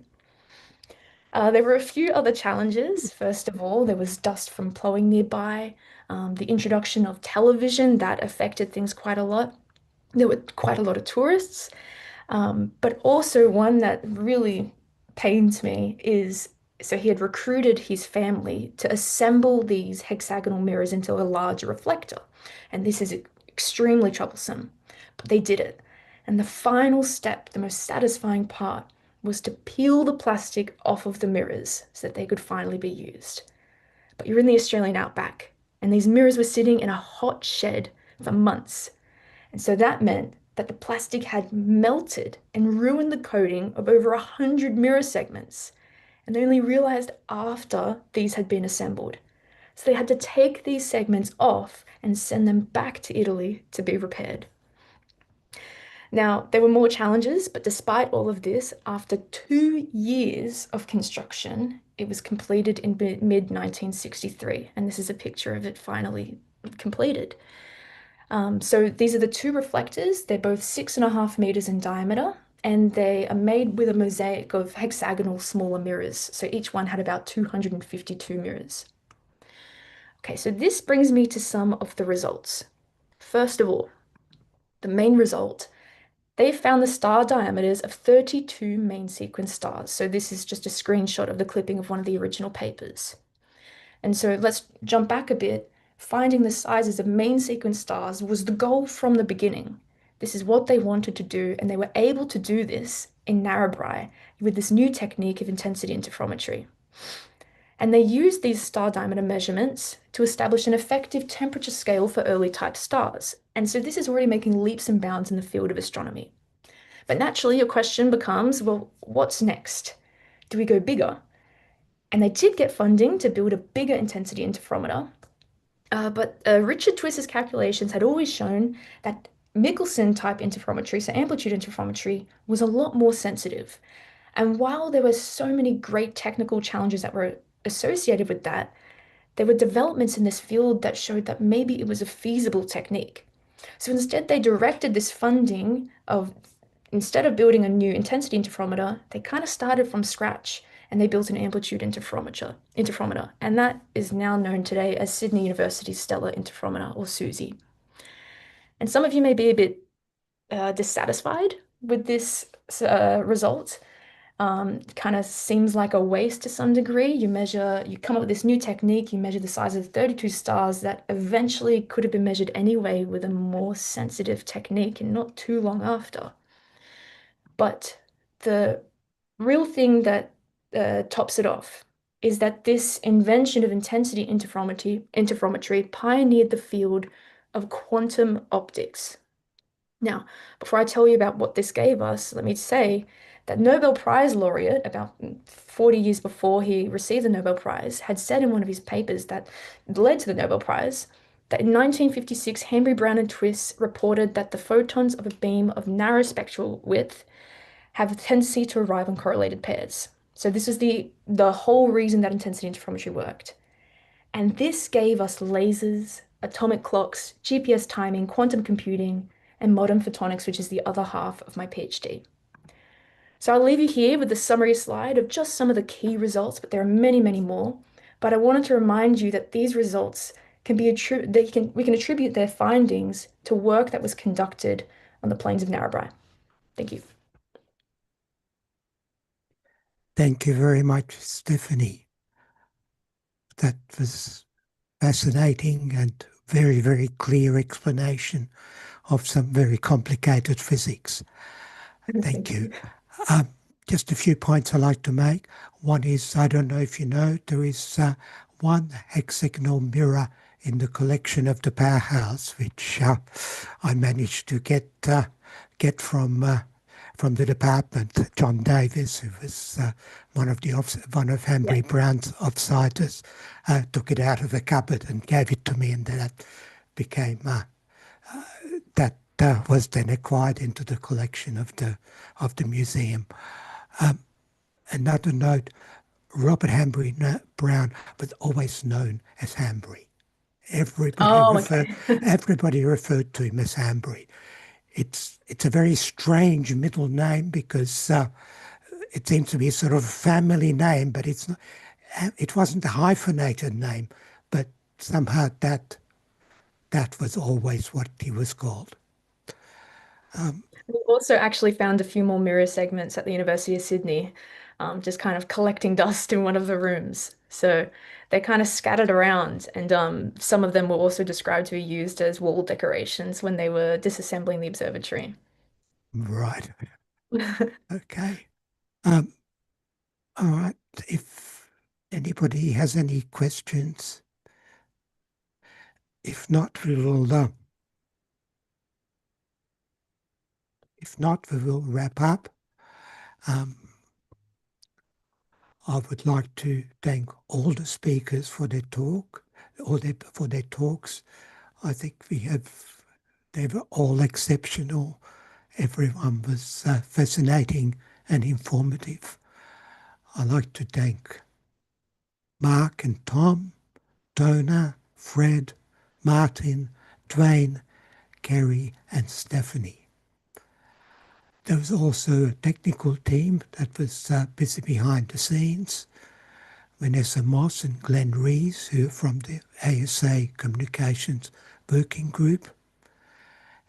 And other members were Brennan, Dew and Dirk Goes. I'd like to give special thanks to Tony Stevenson, who's done a lot of the hard work in organising this workshop. Thank you all for watching. I hope you found the talks as enjoyable as I did. If you're an ASA member or eligible to be an ASA member, please consider joining the History of Australian Astronomy chapter. Feedback on this workshop is welcome. Was it the right length, the right number of speakers? Should the talks been longer? I mean, I thought I would have liked to have heard some of the talks, some of the talks longer, but on the other hand, I wanted to hear all the speakers. So see what you think. Any feedback you have is be welcome, and please send to turner.stevenson@sydney.edu.au. And we'll see you all, hopefully, at our next event. Thank you.